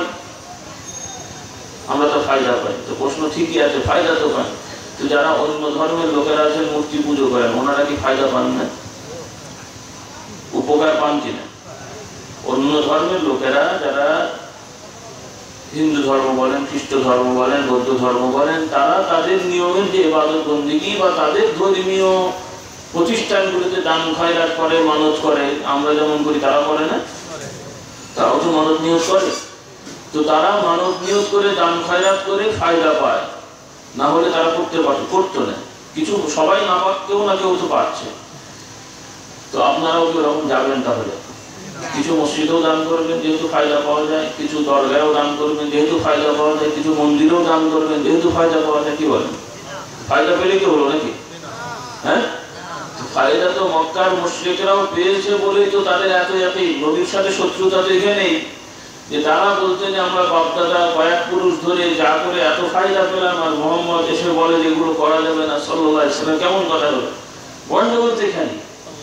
তাহলে শুধুমাত্র কিছু ফায়দা পাওয়াটা বড় বিষয় না, উপকার পাওয়াটা বড় বিষয় না। অনেক ক্ষেত্রে অনেক খারাপ জিনিস যারা উপকার পাওয়া যায় সাময়িক, কিন্তু ক্ষতি হয় পরবর্তীতে, কথা ঠিক না? সাময়িকভাবে বিড়ি সিগারেট খেলে সাময়িকভাবে যারা খায় তারা বলে একটু শরীর নাকি চাঙ্গা হবে, কিন্তু ক্ষতি হয় কিনা? শরীরে একটু চাঙ্গা হলো, কিন্তু ওই দিক থেকে ব্রেন ক্যান্সার হবে, লাংস ক্যান্সার হবে, ফুসফুসে ক্যান্সার হবে, এবং যে খাবে সে বিবাহ শাদী করলে তার স্ত্রীর ক্যান্সার হবে, তার ছেলে মেয়েদেরও ক্যান্সার হওয়ার সম্ভাবনা থাকবে। এইভাবে জান ছড়াতে থাকবে। এখন বিড়ি খুব ভালো জিনিস নাকি বলে, তারপরও খাবে নাকি? আল্লাহ আমাদের হেদায়েত করুক, সকলে বলুন আল্লাহুম্মা আমিন। তাহলে ভাইরা, অনেক বিষয়ের সাময়িক কিছু ফায়দা বা উপকারিতা দেখা যায় বা দেখা যাবে, কিন্তু আমরা মুমিন মুসলমান বিশ্বাস করি যে আল্লাহ রাসূল সাল্লাল্লাহু আলাইহি ওয়াসাল্লাম যেগুলো নিষেধ করেছেন এই কাজ আমাদের করা যাবে না। আল্লাহ তাআলা প্রিয় বান্দা, ভালো মানুষদেরকে ভালোবাসা, এটা বড় ইবাদত, কিন্তু এই ভালোবাসা দেখাতে যে এমন কিছু করা যাবে না যেটা আল্লাহর সাথে শরীক হয়ে যায়, নাউযুবিল্লাহ। আমরা জানি আল্লাহ রাব্বুল আলামিন আল্লাহ নবীর জন্য এত ভালোবাসা দিয়েছেন, সাহাবায়ে কেরামরা জীবন উৎসর্গ করে দিয়েছেন, কথা ঠিক কিনা? আল্লাহ নবীর জন্য সাহাবারা জীবনকে উৎসর্গ করেছেন। সাহাবারা যেভাবে নবীকে ভালোবেসেছেন আমরা কেউ পারবো না? পারবেন? আপনি আমি কেউ যদি দাবি করি বা কেউ দাবি করে যে না আমি আবু বকর ওমরের থেকেও নবীকে বেশি ভালোবাসি, কেউ বিশ্বাস করবেন এই কথা? কারণ তারা যেভাবে ভালোবেসেছেন এই রকমের ভালোবাসা কিয়ামত পর্যন্ত আর কেউ করতে পারবে না, এটাই বাস্তবতা। সুবহানাল্লাহ। তারপরেও ওই নিয়মে ভালোবাসতে পারলে আল্লাহ তাআলা তাদেরকে কবুল করবেন, সকলে বলুন সুবহানাল্লাহ। তো এখন প্রশ্ন হলো যে সাহাবায়ে কেরাম নবীকে ভালোবেসেছেন, সাহাবায়ে কেরাম নবীর জীবদ্দশায় আপনারা তো বহু ওয়াজ নসিহত শোনেন, বা যে সকল দরবার পীর সাহেবের দরবারে পীর সাহেবদের সিজদা দেওয়া হয়, বা পীর সাহেবের পায়ের আঙুল বলেন হাতের আঙুল করে চুষা হয়, বা এরপরে তাদের কাছে কুর্নিশ করা হয়, এই ধরনের কাজগুলো করা হয়, পীর হোক বা বাবা যাই হোক, তাদেরও ওয়াজ মাহফিল হয় বলেও তারাও কি কখনো বলতে পেরেছেন যে আল্লাহর নবীর সাহাবারা নবীর কাছে এসে সিজদা করেছেন? কোনদিন শুনতে পেরেছেন? এটা বলার সাহস হয়নি, বলতে পারবে না, কারণ এটা মিথ্যা প্রমাণিত হবে। কোনদিন এ ঘটনা ঘটে নাই। আল্লাহ নবীর কাছে এসে সাহাবারা আরজ করেছেন, কারণ সাহাবারা নবীকে এত ভালোবাসতেন। হাদিস শরীফে এসেছে, সাহাবায়ে কেরামরা তাবেঈনরা বর্ণনা করছেন যে আল্লাহ নবী সাল্লাল্লাহু আলাইহি ওয়াসাল্লামকে দেখলে সাহাবারা এতই সম্মান করতেন, এতই মহব্বত করতেন, যেটা রোম পারস্য দেশের রাজা বাদশাদেরকেও তাদের দাস দাসীরা অত সম্মান করত না। সকলে বলুন সুবহানাল্লাহ। সম্মান করতেন, কিন্তু এই সম্মানের বহিঃপ্রকাশটা কি? রোম পারস্যের লোকেদের সম্মানের বহিঃপ্রকাশ ছিল সিজদা করা, কিন্তু অন্তর দিয়ে ভালো না বাসলেও রাজার সামনে সিজদা করতে হয়, তাই করে মনে মনে গাল দিলেও সিজদা করতে হয়। কি বলে? যেমন বর্তমানে বা বিভিন্ন সময় প্রশাসনের অনেক বড় বড় পদের লোকেরা আসেন, পুলিশরা সেলুট দেয়, এ করে সেই করে, সবাইকে অন্তর দিয়ে মহব্বত করে সেলুট দেয় মনে না, ওটা ডিউটি, চাকরি করতে হয় তাই সার করে সেলুট দেয়। আর যখন রোদে বা বৃষ্টিতে কষ্ট হয় তখন মনে মনে গালও দেয়। কি বলে? অনেক সময় দাঁড়িয়ে থাকতে হয়, ঠান্ডার মধ্যে দাঁড়িয়ে আছে, সারাবে কখন আসবে, রত মানুষ কষ্ট তো হয় নাকি বলে, এসে সেলুট দেয় কিন্তু মনে মনে গালও দেয়। তোরা ঠিক না বেশি? হ্যাঁ। আর হযরত আবু বকর রাদিয়াল্লাহু তাআলা আনহু যখন শুনতে পেলেন নবী বললেন যে আমাকে আল্লাহ তাআলা হিজরতের অনুমতি দেবেন অল্প সময়ের মধ্যে, আমি তোমাকে খবর দেবো। সুবহানাল্লাহ। যেদিন থেকে আল্লাহ নবী বললেন আবু বকরকে যে আমি খবর দেবো, সেই দিন থেকে আবু বকর রাদিয়াল্লাহু তাআলা রাতের বেলা ঘুমন না, বসেও থাকেন না, দরজার কাছে চুপচাপ দাঁড়িয়ে আছেন যে আল্লাহ নবী ডাকলে যেন দেরি না হয়। সুবহানাল্লাহ। নবী সাহাবাদের মহব্বত, এইভাবে সাহাবায়ে কেরাম মহব্বত করেছেন। তো সাহাবাদের বিভিন্ন সময় তারা বিভিন্ন জায়গায় গিয়ে দেখেছেন রাজা বাদশাদেরকে তারা কুর্নিশ করে সিজদা দেয়, তাদের মনে হলো যে এই সমস্ত মানুষদের যদি সিজদা করা যায় তো আমরা নবী করবো না কেন? আমাদের নবী তো এদের থেকে আরো বেশি সম্মানিত।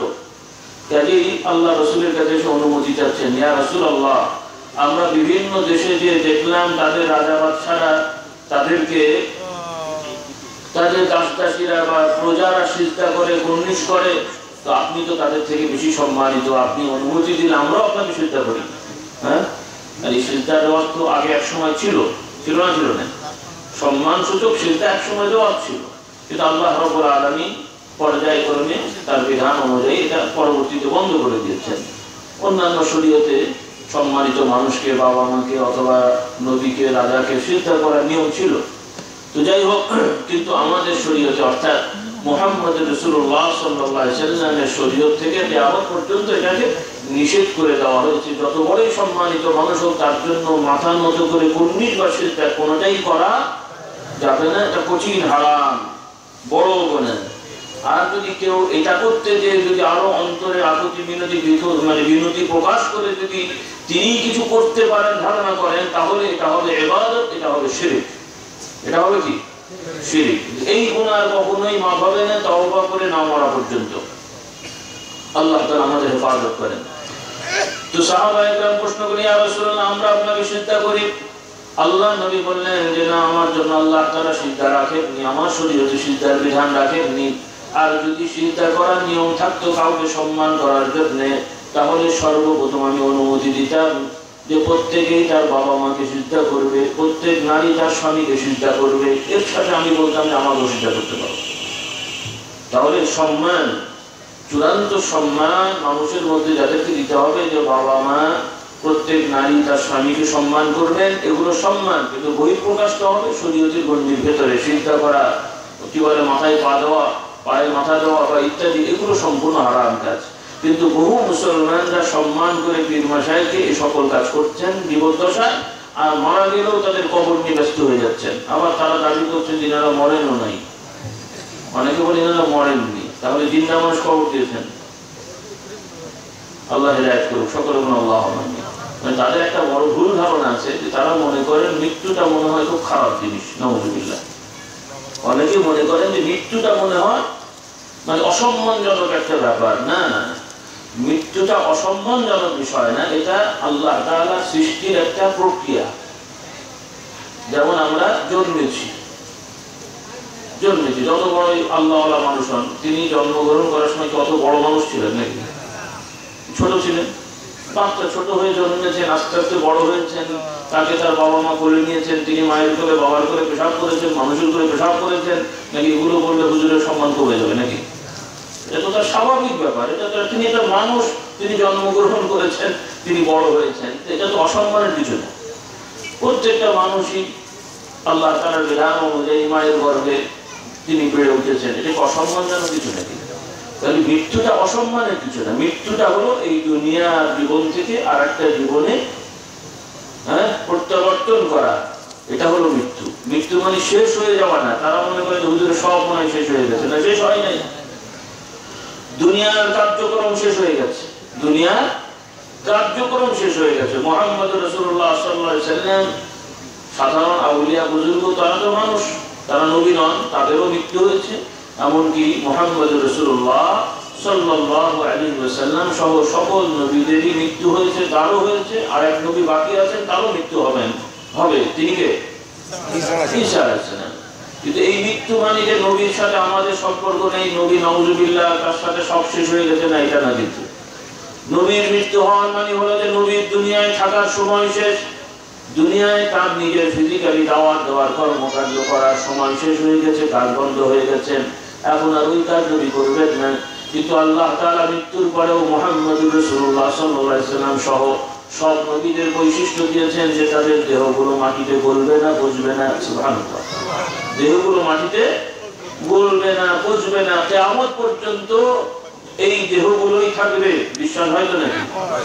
নাকি নতুন যারা আধুনিক যুবক তাদের কাছে মনে হচ্ছে গাড়াগাড়ি কথা নাকি? যদি খবরটা সহিহ হাদিসের বর্ণনা, কোরআনের কোন আয়াতকে অবজ্ঞা করলে যেমন ঈমান চলে যায়, ওইভাবে আল্লাহর নবী থেকে সহিভাবে প্রমাণিত কোন হাদিসকে অবজ্ঞা করলেও ঈমান নষ্ট হয়ে যাবে। খুব সাবধান। শুধু এই ব্যাপার নয়, যে কোনো ব্যাপারে, সেটা আপনার আমার যুক্তিতে খাটুক আর না খাটুক, জাগতিক বিদ্যা বুদ্ধিতে মিলাতে পারি আর না পারি, বুঝতে হবে মিলাতে না পারলে আমার যুক্তির দুর্বলতা বা আমার জ্ঞানের দুর্বলতা, জ্ঞানের স্বল্পতা, কিন্তু আল্লাহ আল্লাহ রাসূলের কথায় কোনো ভুল নাই। সকলে বলুন সুবহানাল্লাহ। এই বিশ্বাস সবার আছে তো? আলহামদুলিল্লাহ আছে তো? আলহামদুলিল্লাহ আলহামদুলিল্লাহ। আল্লাহ তাআলা তৌফিক দেন। সকলে বলুন আল্লাহুম্মা আমিন। খুব সাবধান হবে। আল্লাহ রাসূল সাল্লাল্লাহু আলাইহি ওয়াসাল্লাম সহ সব নবীদের দেহগুলো কিয়ামত পর্যন্ত অক্ষত আছে এবং থাকবে, এটা আমাদের বিশ্বাস। আলহামদুলিল্লাহ। এবং বিশেষত আমাদের নবী সাইয়্যিদুল মুরসালিন খাতামুন নবী মুহাম্মদ সাল্লাল্লাহু আলাইহি ওয়াসাল্লাম, তাকে আমরা দেখতে পাচ্ছি না, কিন্তু প্রতিনিয়ত আমাদের রিপোর্ট তার কাছে আল্লাহ তাআলা পৌঁছাচ্ছেন। সুবহানাল্লাহ। প্রত্যেকটি ইমানদার প্রতিদিন নামাজ তো আদায় করবেন, কথা ঠিক কিনা? নামাজ ছাড়াও যারা প্রিয় আল্লাহর বান্দা আছেন, যারা বেশি সম্মান পেতে চান, আল্লাহ তাআলা প্রিয় হতে চান, তারা অবশ্যই নফল ইবাদত করেন, কথা ঠিক কিনা? তো নফল জিকির করেন, নফল দরুদ শরীফ পড়েন, ফরজও আছে নফলও আছে। প্রত্যেকটা নামাজের ভিতরে আমরা দরুদ শরীফ পড়ি এবং বিভিন্ন সময় আমরা দরুদ শরীফ পড়ি বা পড়তে হবে। এই যে দরুদ শরীফগুলো আপনি আমি পড়ছি, অর্থাৎ নবীকে সালাম দিচ্ছি, নবীর জন্য দোয়া করছি যে আল্লাহুম্মা সাল্লি আলা সাইয়্যিদিনা মুহাম্মাদিন নবিয়্যিল উম্মি ওয়া আলিহি ওয়া বারিক ওয়া সাল্লিম, বলেন না? এরপরে আবার নামাজের ভিতরে বলছেন আসসালামু আলাইকা আইয়ুহান নবী ওয়া রাহমাতুল্লাহি ওয়া বারাকাতুহু। এভাবে নামাজের ভেতরে বাইরে নারী পুরুষ যত ইমানদার কিয়ামত পর্যন্ত যখনই যে যেখান থেকে নবীর প্রতি দরুদ ও সালাম পড়বে, আল্লাহ রাব্বুল আলামিনের একদল নির্ধারিত ফেরেশতা আছেন, তাদের এই দরুদ ও সালামের রিপোর্ট তথা যারা পড়ছেন তাদের নাম, বাবাদের নাম সহ নবীর দরবারে পৌঁছে দেন। আল্লাহু আকবার। এই কম বড় নিয়ামত নাকি? সুবহানাল্লাহ। আপনি আমি মক্কা শরীফ আরব দেশে নাই, কোথায় পৃথিবীর কোন অঞ্চলে আছি, কিন্তু আমি যে আপনার নবীর একজন উম্মত, আল্লাহর একজন বান্দা, নবী তার কবরে থেকে জানতে পারছেন ফেরেশতাদের মারফতে। সুবহানাল্লাহ। এটা হলো সহিহ riwayat, এভাবে আমরা বিশ্বাস করি। কেউ আবার উল্টেও ফেলেন, সেটা আবার জেনেন না। কেউ কেউ আবার এই কথাটাকে বেশি ব্যাখ্যা করছে যে বলে ফেলেন যে আমরা যেখানে দরুদ শরীফ পড়ি সেখানে নবী এসে হাজির হয়ে যান। না না, এটা আবার ঠিক না রে বাবা। আর মুশকিল হলো কিছু কিছু লোকেরা আবার এগুলো আমাদের মুরব্বীদের দোহাই দিয়ে বলেন, এটা আরো বেশি বিপদ। কিছু কিছু লোকেরা আমাদের মুরব্বীদের দোহাই দেন, দেখুন পুরো হুজুররা এটা বলতেন, খবরদার এগুলো বিশ্বাস করবেন না। আমাদের মুরব্বীরা অর্থাৎ আমার বাবা, দাদা, মুজাদ্দিদে জামান রাহমাতুল্লাহ, এনারা কেউই এই ধরনের কথাও বলেননি, এই ধরনের আপনি যা বিশ্বাস করেন না। তারা কোরআন এবং সহিহ হাদিসের উপর বিশ্বাস করেন। সকল বলে আলহামদুলিল্লাহ। বোঝা মিলি আজগবি কথাগুলো তারা বিশ্বাস করেন না, আমরা করি না। কথা বললাম কিনা? আমরা বিশ্বাস করি আমাদের দরুদ ও সালাম নবীর দরবারে পৌঁছে যায় এবং সহিহ হাদিস তারা বিশ্বাস করি যে আমাদের নামও তার কাছে পৌঁছে দেওয়া হয়। সুবহানাল্লাহ। পরিচয় পৌঁছে দেওয়া হয়, যেহেতু বলা হয়েছে হাদিস শরীফে যে তোমাদের নাম, বাবার নাম সহ পৌঁছে যায়। সুবহানাল্লাহ সুবহানাল্লাহ। এবং হাদিস শরীফে আছে যে ব্যক্তি প্রতিদিন কমপক্ষে সকাল সন্ধ্যা 10 বার করে আমার প্রতি দরুদ ও সালাম পড়বে, আল্লাহর নবী বলছেন সাল্লাল্লাহু আলাইহি ওয়াসাল্লাম, আল্লাহ রাব্বুল আলামিন কিয়ামতের ময়দানে তার জন্য আমার সুপারিশ শাফাআতকে ওয়াজিব করে দেবেন। সুবহানাল্লাহ। আল্লাহর নবী সুপারিশ করবেন, বিশ্বাস হয় তো নাকি? সুপারিশ করবেন, আল্লাহ তাআলা অনুমতি দেবেন, তিনি সুপারিশ করবেন, কিন্তু বিচার দিনের মালিককে মালিক আল্লাহ তাআলা, চাইতে হবে আল্লাহর কাছে। নবী সুপারিশ করবেন, এই নবীর সুপারিশটা পেতে হলেও সুপারিশ চাইতে হবে কার কাছে? নাকি আমরা বলবো ইয়া রাসূলুল্লাহ আমাদের জন্য সুপারিশ করবেন, তাই কথা বলবো? এটা বেদাত কথা হবে। কারণ এইরকম কথা সাহাবারা বলেননি। সাহাবারা নবীর জীবদ্দশায় বলেছেন, কিন্তু আল্লাহ রাসূল সাল্লাল্লাহু আলাইহি ওয়াসাল্লামের ইন্তেকাল বা মৃত্যুর পরে তার কবরের পাশে যে কোনো সাহাবী এভাবে দোয়া করেছেন কেউ বলতে পারবেন, আশা করছি, বা বলতে পারলেও সহিভাবে আমরা মানতে পারব। কিন্তু এভাবে কোনো রেওয়ায়েত নাই যে নবী বললেন, সাহাবারা এসে বলেছেন ইয়া রাসূলুল্লাহ আমার জন্য সুপারিশ করেন। আল্লাহ রাসূলের জীবদ্দশায় বলেছেন। আর আল্লাহ রাসূলের জীবদ্দশায় তাকে কেউ বললে তিনি আল্লাহ তাআলা দরবার থেকে অনুমতি পেলে তিনি বলে দেন। সুবহানাল্লাহ। কথা ঠিক না বেঠিক? তখনও তো ফেরেশতারা নাযিল হচ্ছেন, আমাদেরকে তিনি বলতে পারছেন। এই জন্য কেউ কেউ কোনো কোনো সাহাবী সঙ্গে ইয়া রাসূলুল্লাহ আমার জন্য আপনি সুপারিশ করবেন, আল্লাহ নবী হ্যাঁ তোমার জন্য আমার সুপারিশ থাকবে। সকলে বলুন সুবহানাল্লাহ।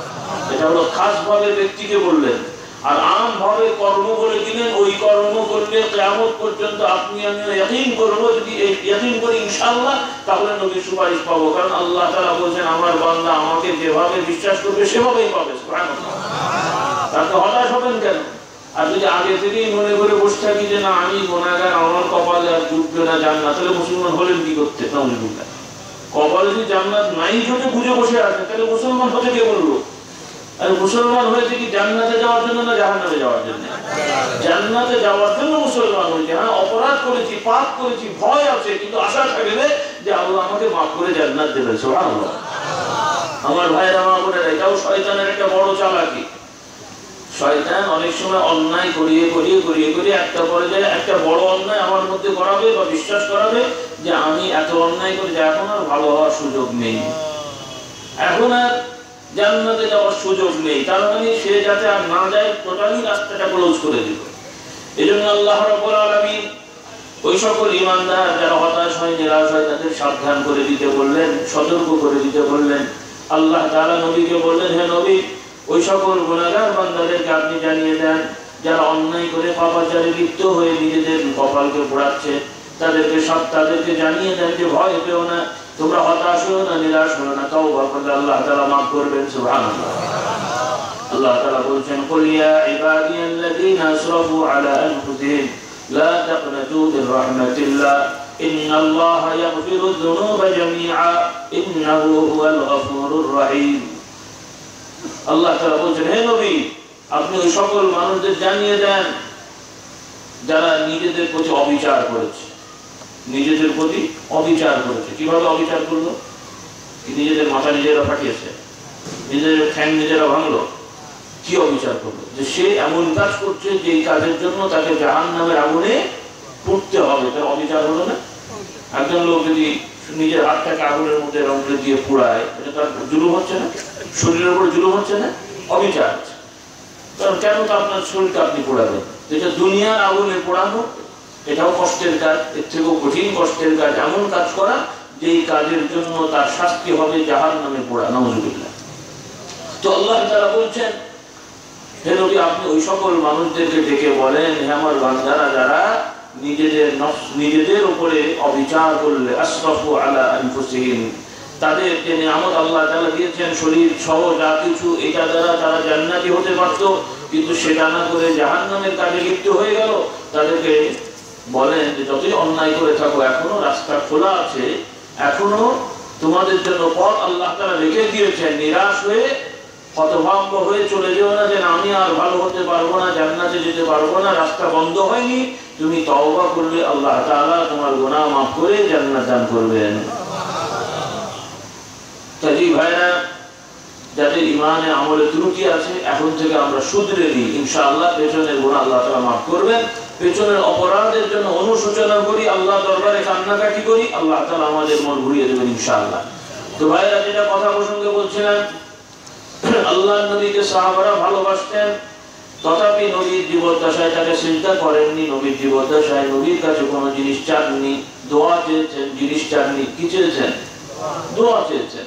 মানে নবী তাদের হয়ে দোয়া করবেন, সুপারিশ। কিয়ামতের ময়দানে সুপারিশ সেটা তো আছে, আরেকটা হলো দুনিয়া সুপারিশ। ইয়া রাসূলুল্লাহ, আমি গুনাহ করে ফেলেছি, আমার জন্য আল্লাহ দরবারে ক্ষমা চেয়ে দেন। হ্যাঁ, আল্লাহ তাআলা বলেন, ওয়ালাউ আন্নাহুম ইযযালামু আনফুসাহুম জাউকা ফাস্তাগফিরুল্লাহ ওয়াস্তাগফারা লাহুমুর রাসূল লাওয়াজাদুল্লাহা তাওয়াবার রহিমা। না তাওয়াবার রহিম এখানে।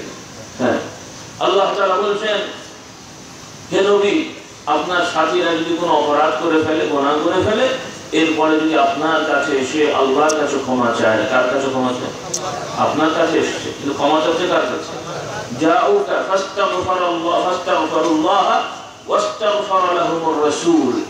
তারা নিজেরাও আল্লাহর কাছে ক্ষমা চাচ্ছে এবং তাদের হয়ে নবীও আল্লাহর কাছে ক্ষমা চাচ্ছে। সুবহানাল্লাহ। তারা কি নবীর কাছে বলছে, ইয়া রাসূল, আমি গুনাহ করেছি, মাফ করে দেন? ইয়া রাসূলুল্লাহ, আমি গুনাহ করেছি, আল্লাহর দরবারে ক্ষমা চাচ্ছি, আপনি আমার জন্য ক্ষমা চেয়ে দেন। আল্লাহ নবী বলছে, ইয়া আল্লাহ, আপনি এদেরকে মাফ করে দেন। সুবহানাল্লাহ। আল্লাহু আকবার। তাহলে এটা হলো সুপারিশ, নবী দেননি। তো আল্লাহ রাসূল সাল্লাল্লাহু আলাইহি ওয়াসাল্লাম জীবদ্দশায় সুপারিশ করেছেন। আর এই সুপারিশ নবীর তো বড় সুপারিশ। আর নবী ছাড়াও যত ঈমানদার ভালো মানুষ আছেন, তারাও আমাদের জন্য সুপারিশ করতে পারেন। সুবহানাল্লাহ। তবে এটার জন্য পীর সাহেব হওয়া শর্ত নয় বাবা। আপনারা শুধুমাত্র পীর সাহেব খুঁজে বেড়ান, মানে নাম পাওয়া, নামধারী, সেটা না। আমি মানা করছি না, ভালো ভালো পীরের কাছে যাবেন না সেটা বলছি না।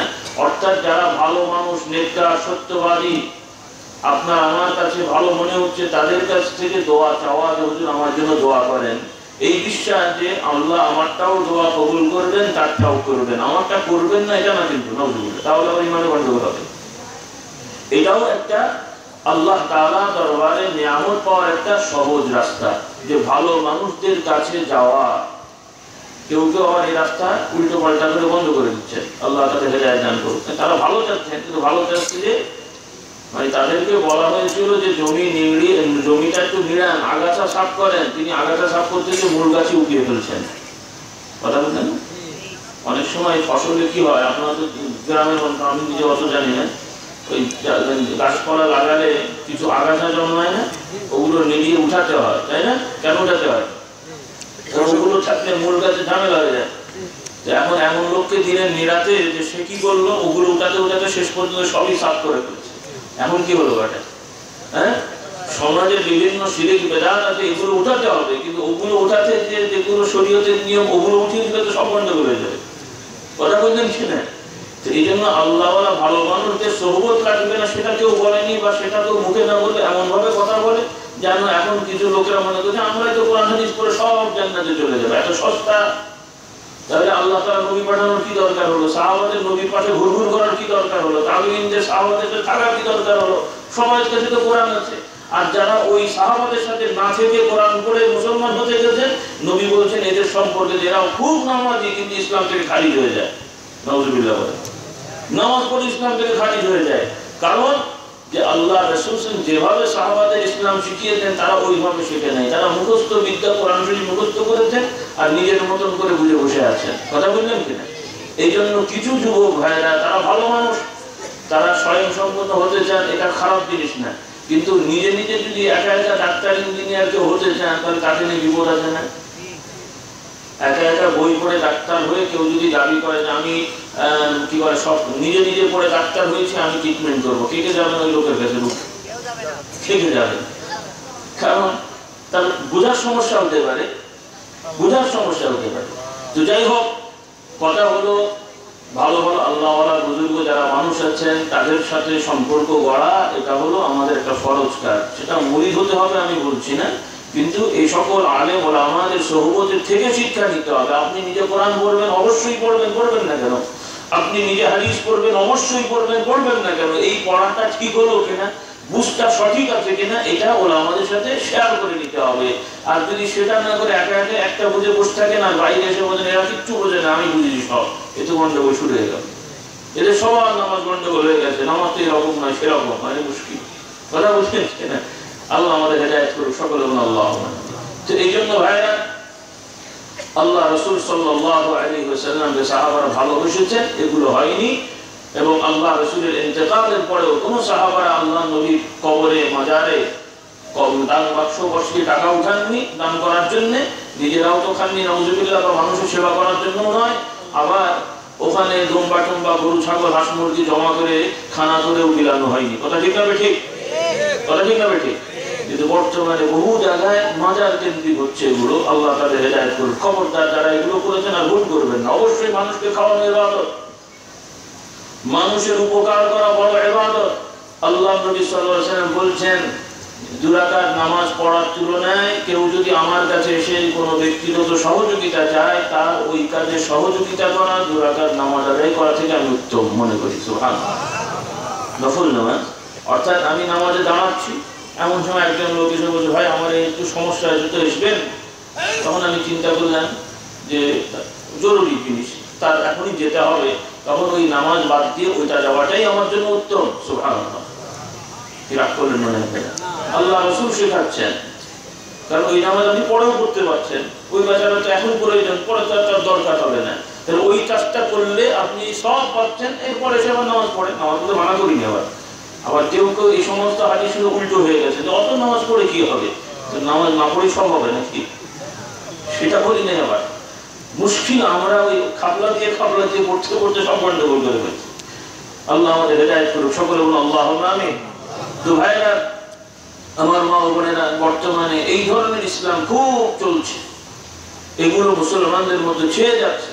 রোগ ব্যাধি হলেই মাজার টাজারে মানত নিয়োগ করে চলে যাওয়া, দল বেঁধে মানুষের শরীর হওয়া, নেচে গিয়ে তারপরে সারা রাত এসে চলে এসলো, নামাজ নেই, কোরআন তেলাওয়াত নেই, জিকির আজকার নেই, গাড়ি টুপি নেই, হালাল হারামের বাদ বিচার নেই, বাবার দরবারে যে কিছু টাকা দিয়ে আসলেই ওনারা জান্নাতি হয়ে যাচ্ছে। এইরকম রেডিমেড ইসলাম যা হচ্ছে, আল্লাহ হেদায়েত করুন। আমার যুবক ভাইরা খুব সাবধান হবেন, কারণ এতে করে দুনিয়াও বরবাদ হবে, আখিরাতও বরবাদ হবে। আমার মা বোনেরা খুব সাবধান হবে, কারণ এগুলো ঈমান নষ্ট করে দেবে। আল্লাহ তাআলা আমাদের হেফাজত করুন, সকল বলুন আল্লাহুম্মা আমিন। রোগ ব্যাধি হলে আল্লাহর প্রতি তাওয়াক্কুল হবে, কোরআনের আয়াত পড়ে নিজের গায়ে ফু দেবেন, পানিতে ফু দিয়ে খাবেন। যারা একান্তই পড়তে পারেন না তাদের জন্য ওলামায়ে কেরাম কেউ অনেকে জায়েজ বলেছেন, সবাই নয়, কেউ নাজায়েজও বলেছেন। সেটা হলো যেটা কাগজে লিখে গলায় দেওয়া হয়, তাবিজ বলা হয়, তো সেটারও শর্ত হলো জায়েজ হতে হলেও কোরআন শরীফের আয়াত এবং কোনো এমন কিছু হতে হবে যার মধ্যে কোনো শিরকি কথা নেই, স্পষ্ট বাক্য হতে হবে। এটাও সাবধান করে দিয়ে জন্যে যে বহু গ্রামগঞ্জে দেখা যায় কি আগরম বাগরম তারা মানে সংখ্যা লিখে দিয়ে গলায় ঝুলিয়ে বসে আছে, যে এটা গা বন্ধ হয়ে গেল। এভাবে না, আল্লাহ রাসূল সাল্লাল্লাহু আলাইহি ওয়াসাল্লাম শিখিয়েছেন সূরা ফালাক, সূরা নাস, ইখলাস, আয়াতুল কুরসি, সূরাতুল ফাতিহা এগুলো পড়ে পানিতে ফু দিয়ে খাওয়া, নিজের গায়ে ফু দিয়ে মানে ফু দিয়ে থাকা, শোয়ার সময় হাতে ফু দিয়ে গা মাছে করা, এগুলো সুন্নাত। এগুলো আদায় করলে ইনশাআল্লাহ কোনো শয়তান তার কাছে যাবে না ইনশাআল্লাহ। আল্লাহ তার হেফাজত করুন, সকলে বলুন আল্লাহুম্মা আমিন। আর যারা একান্ত নিজেও পড়তে জানে না, পড়ার মতো কেউ নাই, মূর্খ মানুষ, এদের জন্য ওলামারা, এদের জন্য অনেকেই বলেছেন, ওলামারা জায়েজ বলেছেন, আবার অনেকে নিষেধও করেছেন। কারণ ওই রাস্তা খোলা রাখলে অনেকে আবার বেশি খুলে ফেলছে। অল্প খুলেছেন আপনি, কিন্তু আরেকজন বেশি খুলে দিল, কথা বলতেন, এটা সমস্যা। অর্থাৎ কারণ গ্রামগঞ্জে আমরা যাই, অনেকে পীর সাহেব দেখলে পানি পড়া তাবিজ নিয়ে ব্যস্ত, যেন পীর মুরিদি যেন তার পানি পড়া তাবিজেই ব্যস্ত। নাউজুবিল্লাহ। পীর মুরিদি কি পানি পড়া দেওয়া নাকি? পীর মুরিদি কি তাবিজ লেখা? পানি পড়া আমি নাজায়েজ বলছি না, কিন্তু পীর মাশায়েখের কাছে যাওয়ার উদ্দেশ্যটা কি? পীর মাশায়েখের কাছে যাওয়ার উদ্দেশ্য হলো তাদের কাছ থেকে শিক্ষা নেবো, দীক্ষা নেবো, এই লক্ষ্যে যে আমি কিভাবে জান্নাতি হব, কিভাবে জাহান্নাম থেকে বাঁচবো। আমার আব্বা হুজুর রহমতুল্লাহ আলাইহি, অনেকে তো মনে আছে আশা করি, মুরব্বীদের মনে থাকার কথা, ইয়াং মানুষ অনেকে চেনেন না বা দেখেননি, তো তিনি বলতেন, এবং শেষের দিকে আগেও হতো, আমরাও এখনো করি হয়তো বা বিভিন্ন জায়গায়, সব জায়গায় নয়, সেটা হলো বায়াত মুরিদ করানো। যেহেতু এখন বিভিন্ন প্রতিষ্ঠান হয়েছে, দরবার হয়েছে, পীর মাশায়েখ আলহামদুলিল্লাহ অনেক ভালো আছেন, খারাপও আছে, ভালো আছেন, বহু ইসলামের কাজের লোকেরা আছেন, সবাই আমভাবে ওয়াজ মাহফিলে আসেন। এককভাবে কোনো মানে কারো এককভাবে কেউ ওয়াজ মাহফিলে সেভাবে আর নাই, যেটা হয়তো 20-50 বছর আগে ছিল, তুলনামূলক সেটা নেই। সেই জন্য আমভাবে হয়তো আমরা পাগড়িও ফেলি না, আমভাবে ফেলি না। কারণ কাউকে জোর করে মানে কৌশলে মুরিদ বানানো এটা ঠিক না, যে অন্তর দিয়ে হবে সেটাই হবে, কথা ঠিক না বেশি। আরেকটা হলো কৌশলে সবাই বসে আছে, সবাই পাগড়ি ধরে আমি আর না ধরলে কেমন হয়, সেও ধরছে কিন্তু অন্তর দিয়ে ধরে নাই, সেই রকম পাগড়ি ধরে লাভটা, কথা বুঝতে পারবেন? সেই রকম পাগড়ি ধরে বিপদ, পরে কয়টা বিপদে পড়ে যায় যে আপনারা পাগড়ি ধরেছেন না, ধরেছিলাম তো, আমি কে বলবে ধরি নাই, কিন্তু অন্তর দিয়ে তো সে ধরে নাই, তাকে এরকম ফাঁসানো তো কোনো মানে পাই না, কথা বললেন। তো যাই হোক, তো আব্বা হুজুর রহমতুল্লাহ আলাইহি তার ইন্তেকালের বেশ কয়েক বছর আগে শেষের দিকে আর আমভাবে পাগড়ি ফেলতেন না, বায়াত করতেন, মুরিদ করতেন, আমভাবে ফেলতেন না, কিন্তু তিনি খুব রাগ করতেন। ওই যে আমি কি পাগড়ি ফেলবো, কেউ তো মুরিদ হতে আসে না, তারা এসে পানি পড়া নিতে রোগ ব্যাধির জন্য ফু নিতে আসে। কেউ কজন লোক এসে বলে যে হুজুর আমি একটু কিভাবে চললে জাহান্নাম থেকে বাঁচা যাবে, কিভাবে চললে জান্নাতি হওয়া যাবে, এই সবক নেওয়ার মানুষ খুব কম। শুধু ঠ্যাঙে ব্যথা, পেটে ব্যথা, মাথার দোষ, ওই দোষ, সেই দোষ, পানি পড়া দেন, দোয়া দেন, এই নিয়েই ব্যস্ত হয়ে গেছে মানুষ। আল্লাহ তাআলা আমাদের হেফাজত করেন, সকল গুণ আল্লাহ। এগুলো বলা যাবে না আমি বলছি না, কিন্তু এগুলো আমাদের মূল উদ্দেশ্য হওয়া উচিত নয় আলেম ওলামার কাছে। এগুলো বলেন, কিন্তু এর থেকেও বেশি খেয়াল রাখতে হবে একজন আলেম আসলে তার কাছে বলা যে হুজুর কোন রাস্তাটাই চললে আমি সহজে জান্নাতি হতে পারবো, সুবহানাল্লাহ, কোন রাস্তা থেকে কিভাবে চললে আমি জাহান্নামের আগুন থেকে বাঁচতে পারবো, এই শিক্ষা নেওয়া উচিত। তো যাই হোক ভাইরা, যে কথা বলছিলেন, এই জন্য ইমানকে হেফাজত করেন, কারণ রগে রগে সকল ঢুকে যাচ্ছে বিভিন্ন জায়গায়, বিভিন্ন মাজার দৈনন্দিন বেড়ে যাচ্ছে, মাজারপন্থী মানুষেরাও বেড়ে যাচ্ছে। মাজার কবরস্থান জিয়ারত করা নিষেধ নেই, এটা ভালো কাজ। আল্লাহ রাসূল সাল্লাল্লাহু আলাইহি ওয়াসাল্লাম কবরস্থান জিয়ারত করার অনুমতি দিয়েছেন এবং সাহাবারাও জিয়ারত করেছেন। আল্লাহ নবী সাল্লাল্লাহু আলাইহি ওয়াসাল্লাম নিজেও কবর জিয়ারত করেছেন, এটা সুন্নত কাজ। তবে কবর জিয়ারতের নিয়ম হলো বা উদ্দেশ্য হলো কবরবাসীকে সালাম দেয়া, কবরবাসীর জন্য দোয়া করা। কি করা? কবরবাসীর জন্য দোয়া করা, কবরবাসীকে সালাম দেয়া। কিন্তু মানত নিয়ত করে তিনি যত বড় ভালো মানুষ হন, যে আমার এই সমস্যাটা হয়েছে, নিয়ত করে যাচ্ছি যে আমি আল্লাহ ভালো করে দেন, হুজুরের কবর জিয়ারত করছি, এইরকম মানত করার বিধান শরীয়তে নেই। এটা বেদাত হবে, নতুন জিনিস হবে, বা এটা শরীয়ত বিরোধী কাজ হবে, যেহেতু নবী করেননি, সাহাবারা এভাবে করেননি। কোরআন কথা আল্লাহ রাব্বুল আলামিন বিভিন্ন নবী রাসূলের বিপদ আপদের কথা বলেছেন। হাদিস শরীফ থেকে আমরা সাহাবা ইকরামদের বিপদ আপদের কথা শুনেছি, কিন্তু কেউই এই ধরনের কাজ করেন নাই। কথা ঠিক না ঠিক? হ্যাঁ, অনেকে বলেন যে কবর জিয়ারত করলে মাকসুদ পূরণ হয়। আচ্ছা, আপনারা তো আলেম ওলামা বহুত আছেন, কারণ এই সমস্যাটা সাধারণ মানুষের না, বহু আলেমদেরও এই সমস্যা আছে।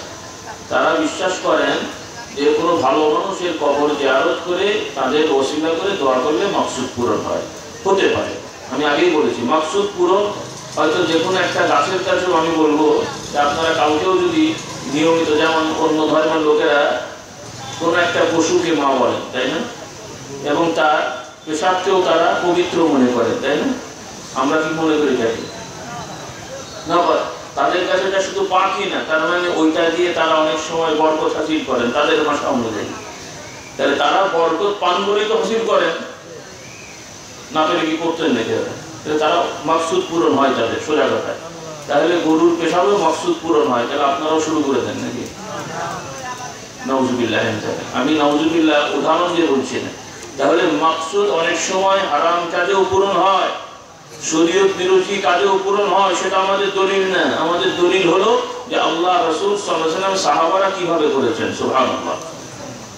অনাবৃষ্টি হলে কি করতে হয়? আপনারা কথা বুঝছেন না? অনাবৃষ্টি হলে কি করতে হয়? ইস্তিসকা। ইস্তিসকা কি? যে সবাই দলবদ্ধভাবে বিভিন্ন কবর জিয়ারত করে নাকি? কি করতে হয়? সালাত আদায় করতে হয়। এখন প্রশ্ন আসে যে সাহাবা ইকরাম রাদিয়াল্লাহু তাআলা আনহুম আজমাইন ইস্তিসকার নামাজ আল্লাহ রাসূলের সাথে পড়েছেন না?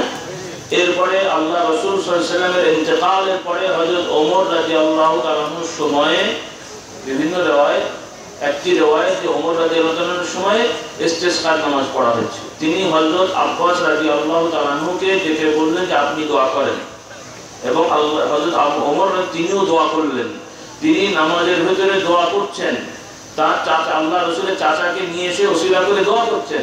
কিন্তু তারা তো এরকম করলেন না। মদিনা শরীফে এই ঘটনা ঘটছে যে আমাদের নামাজ হয়ে গেছে, এখন সবাই আসেন নবীর রওজা জিয়ারত করি, কেন করলেন না? তাহলে আমাদের থেকে তারা বুঝতেন কম মনে হয়।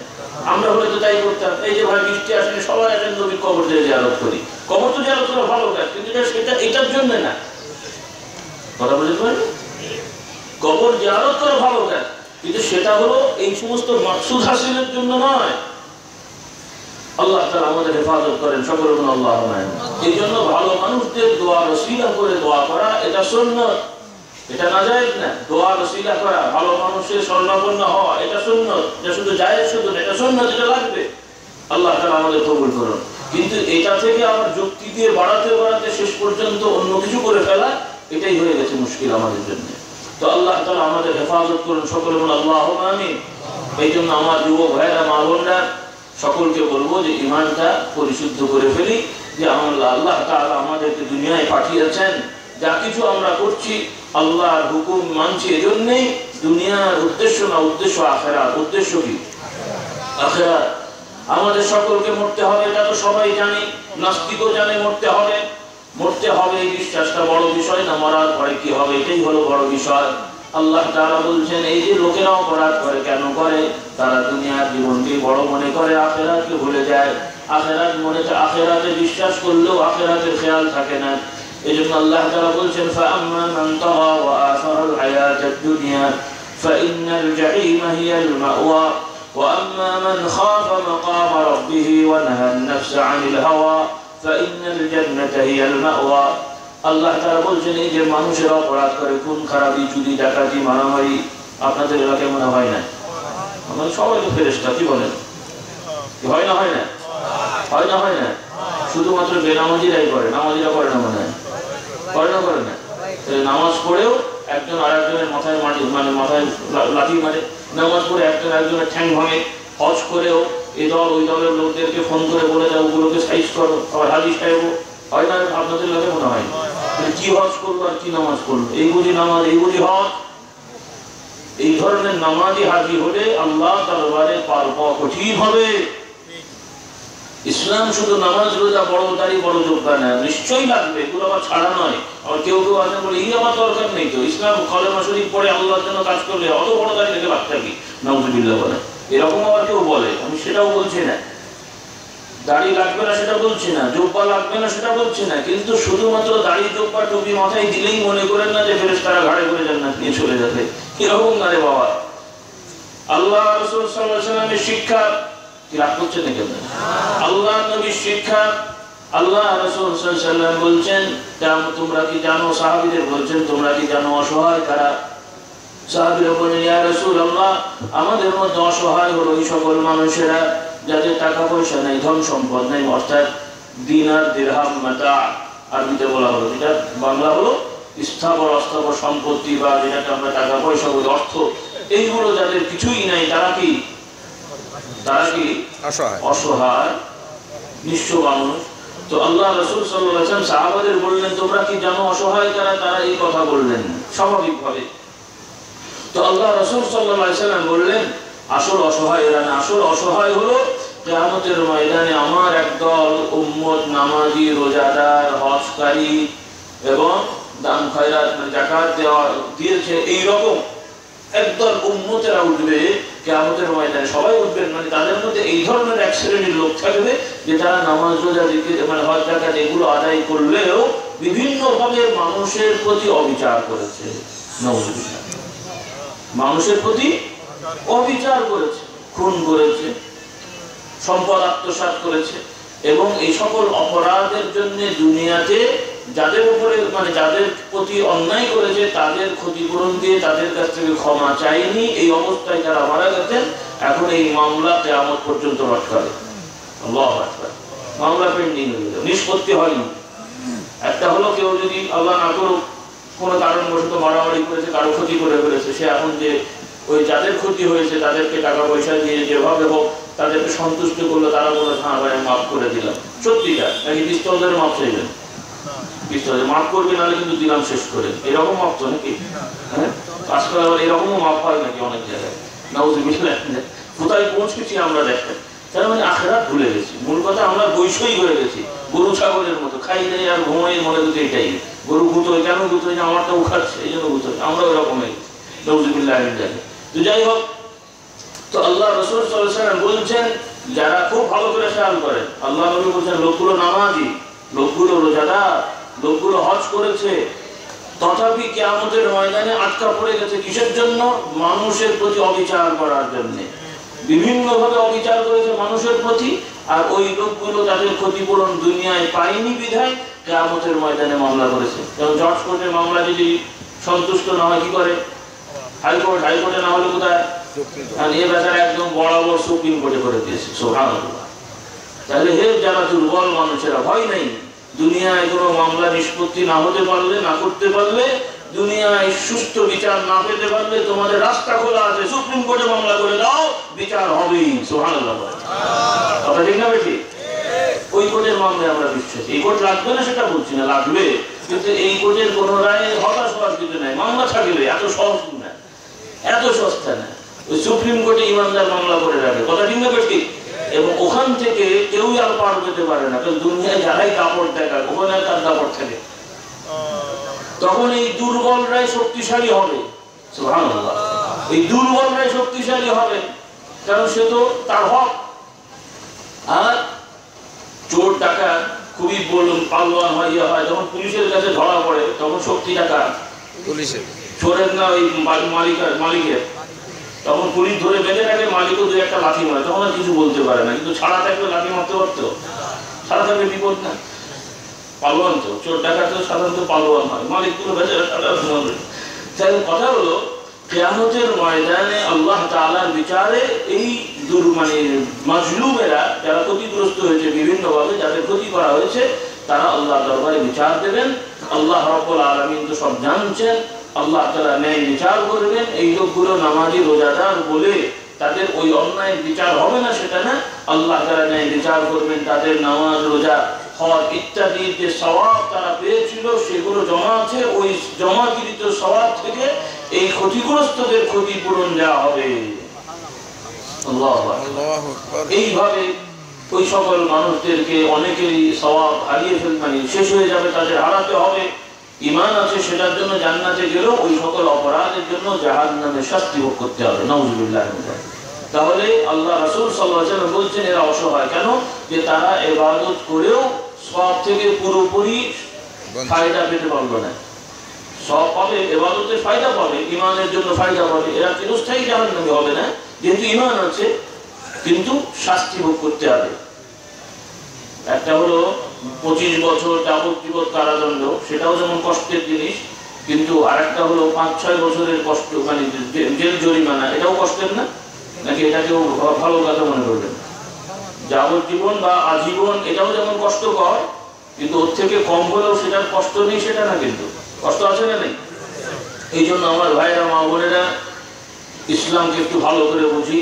শুধুমাত্র বাহ্যিক নামাজ রোজা এগুলোই নয়, আখলাক চরিত্রকে দুরুস্ত করা, আমাদের দ্বারা কোনো মানুষ যেন কষ্ট না পায়, কোনো মানুষ যেন জুলুমের শিকার না হয়, সেটা আমরা যেই হই। এই জুলুম মানে শুধু মারামারি বলে কথা নয়, আমাদের একটা কথা দ্বারাও যদি আরেকজনের সম্মান নষ্ট হয়ে থাকে তাহলে এটাও একটা বড় জুলুম। এটাও কি জুলুম? আমি কাউকে চর মারি নাই, কিন্তু এমন কথা বললাম ওর বেচারার সম্মান নিয়ে টানাটানি হলো, তাহলে এটা তার উপরে কি হলো? জুলুম হলো কিনা?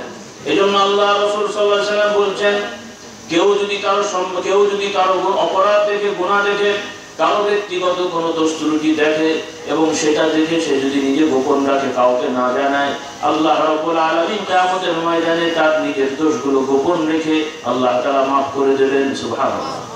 মানে কোনো মানুষের ব্যক্তিগত, আমার ভাইরা মা বোনরা খুব খেয়াল করেন, আমরা অনেক সময় নিজে কি করি না করি অত চিন্তা না করি না, কিন্তু আরেকজনের কিছু দোষ পেলেই হয় মানুষকে বলে বলে বেড়াই, এই লোক ওই করতে, এই মহিলাটা এই করতে, ওই মেয়ের এই হয়েছে, সেই মেয়ের হয়েছে, ছেলেরা মেয়েরা সবাই এই দোষ চর্চায় খুব ব্যস্ত হয়ে থাকি। কথা ঠিক কিনা?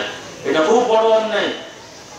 আর এই কাজ শুধু সাধারণ মানুষেরা করে না, বড় যারা ধার্মিক মানুষ বলি আমরা বা নিজেদেরকে মনে করি, তারাও এই সকল অপরাধে লিপ্ত হই। নাউযুবিল্লাহ। ব্যক্তিগত দোষ ত্রুটি চর্চা করা একটা হলো জাতীয় বিষয়, সামগ্রিক ব্যাপারের কিছু সমস্যা সেগুলো পর্যালোচনা করা, মানুষকে সতর্ক করা, সেগুলো জায়েজ এবং সেগুলো দরকার।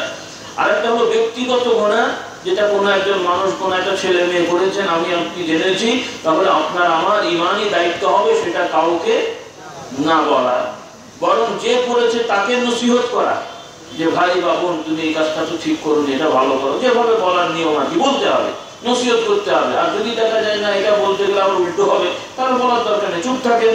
এই যে একজন মানুষের দোষকে আপনি গোপন করলেন আল্লাহ দরবারে, মানে মানুষের কাছে, আল্লাহ তাআলা আপনারও অন্যান্য যে দোষ থাকবে আল্লাহ তাআলা গোপন রাখার ব্যবস্থা করবেন এবং আল্লাহ তাআলা গোপনে মাফ করে দেবেন। এটা একটা বড় ইবাদত, খেয়াল রাখবেন। মানুষের সাথে ভালো আচরণ করা সবক নেন, জিকির আজকালের সবক তো দেবই, সেগুলো আছেই, কিন্তু এগুলো বড় সবক। কারণ এই সবক ঠিক করতে না পারলে ওই জিকির আজকালের সবক ঠিক হবে না। কথা ঠিক না বেঠিক?